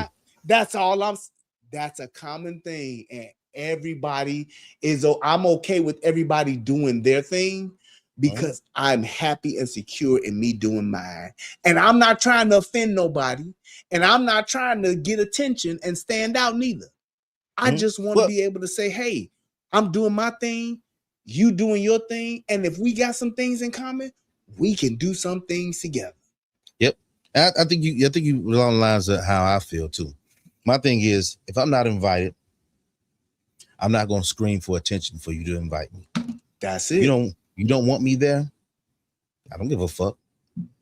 My thing and is, if you do, I really don't give a fuck either, but I'm okay to participate and I'm cool with that. I ain't got no problem one way or the other. My whole thing is this, between this whole black and white thing, my whole biggest thing is this. I want to kick it with Americans. I want to kick it with people that's on what I'm on. Yeah, that's what I mean about it. If you can show me something that I like to do, or if you can show me something new, I'm willing to experience it. Fine, that's cool and all fine and dandy. But I want to be on what I like to do. And if it's sitting outside smoking a cigar and you white or you Asian or you Congolese and that's what you want to do, we got something in common. We can do that. And you know that's what? all I'm saying. I'm leaving it at that. It ain't got to be racist. It ain't got to be that you white. It ain't got to be that you black. It ain't got to be none of that. I want to commune and be around those that are on what I'm on and like to do what I like to do. You want to sip some wine, play a little music, smoke a cigar? Yeah. You got me. You know how many people like to say to me, "Are you gonna do that white people shit?" I went ice fishing, right? First time I'm going ice fishing. Of course, it's dead winter, February. I had a fucking ball. Had a good time. Told a lot of jokes. I don't drink anymore, but they drink, and we laughed, fucking talk shit, caught fish. Right, I came back with fucking 5 crappie. Right, fried the motherfuckers up. Best fish I ever goddamn had. Crappie good in the motherfucker, ain't it? Yeah, I got some fucking some striper bass that I got that I went on my first charter fishing trip almost a month ago, about 3 weeks ago. I went, never been before. Had a fucking ball too. I bet you did. Caught a gang of fucking striper bass. I've never had fried striper bass, but I'm damn sure gonna have my wife fry me up some. Probably not this weekend, next weekend for the fish that I caught. I can't wait to go again. I can't wait to go again either, because we went in Lake Michigan for a charter. 30 fucking salmon. There you go. See, 30 fucking salmon, right? We didn't get any lake trout, but we got 30 fucking salmon, and we had so much fucking salmon that, man, I wish I could pull the pictures up, but we had so much. It was worth the 300. I paid 300 for it, but it was worth 300. The experience and the amount of salmon fillets that you would come out with, and just the bonding time that we had. Now I would go and do the Alaskan thing. I would go do that because they say that salmon that's in Alaska, that shit is unlike anything else in the world. It is amazing. Yeah, it is an amazing thing. So I would definitely do that. But man, just being able to be out and do something different like that, it's like, bro, I'm with it. That's exactly. I don't know if you can see that. Yeah. Oh yeah, I can see that. I can see that. So it's like, man, had a blast, dude. But we all caught big size fish, small, all kind. But man, it was a great time, and I would do it again. But if somebody else wanted to hang out and do that, somebody else that's white or black, I don't have no problem with none of that. Nope. But I would rather go and do that with people that will want to do it than to Mhm. be like, man, I gotta go. I don't go out places like that only with black folks, cause you know, Mhm. nope. And you I know want what? to go with people who want to do it. And my business name, all right, Red Hill, right? Mhm. That came from my family and where we came from in Mississippi. Okay. Yeah, right. Gotcha. It's called the Red Hill Community, down right outside of Tupelo, but Blue Springs, Mississippi. It's in between Sherman and Blue Yeah. Springs, right? And when I was picking it and came up with the colors, I didn't pick the red, black, and green. Because when I teach firearms, I don't care what color you are, I'm teaching you how to fucking defend yourself. Right. Teach you all this stuff. And we've fallen so far that we want all of this different separation, and sometimes you miss out on some of the best friends, the good time, and everything that comes with it. Yep. All right, but let's go ahead and get ready to wrap this up. I'm gonna give you your last word, and I'm gonna go on my monologue. Yeah, I appreciate you, man. Thanks for having me over, man. It was a good discussion, man. Some great topics. I just really wish that we would just start to really take a good look at ourselves and what we do. And I think the biggest thing is just have a curiosity within yourself to ask why something is, and then have enough within you to just do a little research and digging into it to see what's going on, and stop just listening to what somebody's telling you, but actually going out and verifying and learning it and knowing it for yourself so that you can actually see what's going on, so you can actually know what's going on. So when you need to speak about what's going on, then you actually are coming from a place of confidence, and you're coming from a place of certainty to where you know it and understand it. So if somebody does ask you a question, you don't have to say, oh, you just coon and all, you just with them white folks, oh, you just doing what them MAGA fools is doing. You can actually question and be questioned and have an actual dialogue with somebody. Yep. Brian, as always, I know my people probably know where to find you at. Just in case we got anybody new in here, what can they find you at? You can catch me at Brian's Brain Podcast on YouTube, on Rumble. I'm switching over my Instagram, so I'm gonna wait for that. But yeah, you can just catch me there, man. Brian's Brain, YouTube and Rumble. That's what's up. Okay. I appreciate you for having me, brother. Man, I appreciate you coming, man. And Right, thank Doc. you, and to all your fans out there, thank y'all for coming in and checking out this conversation and whatnot. That's what we always got to do. All right, brother. All right, bro. Later. All right. Let me speak to the people for a minute. We talked about literacy rate. We talked about the fall from grace. We talked about that there's no decorum anymore. It's too much for someone to do what's right. I have to be the bad one. I have to seek attention. I have to be the one that does the most outrageous shit online, that does the most outrageous thing in front of everyone. And I understand it. I get it. You may come from a place where you were overlooked. But calling for attention and the wrong attention, any attention is not always the good intention. And young ladies, understand that you want to go out there and you may want that boy's attention.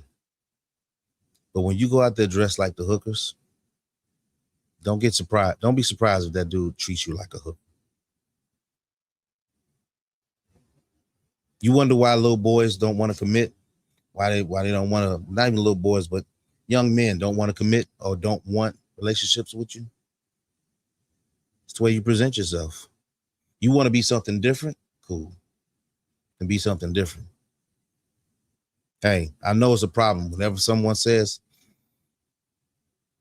cover up and you all have a problem. You don't want to hear that shit. Okay, cool. But remember, you're being treated by the way you act. If you keep on acting out of order, you'll get treated out of order. I want to thank all you. I want to thank Brian's audience for coming on over here to the Red Hill Podcast. Hopefully y'all can stay around and catch some more shows with me. You know, Brian is going to be reoccurring on here. We always have good discussions. Tuesday, make sure y'all check out Tommy Sotomayor. If you don't watch him, you need to watch him. Join Fight Club over there. Watch Brian. Hopefully I can get you all to come back and I can put on some good shows for you all. Thank you all for coming out.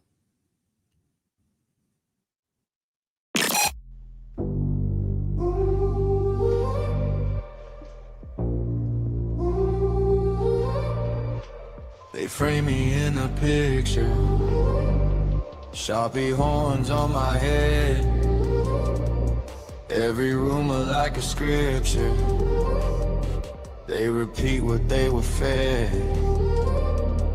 Yeah, I'm walking through the whisper, let them burn me in their tails. I keep receipts in my ribcage, every scar, every deed.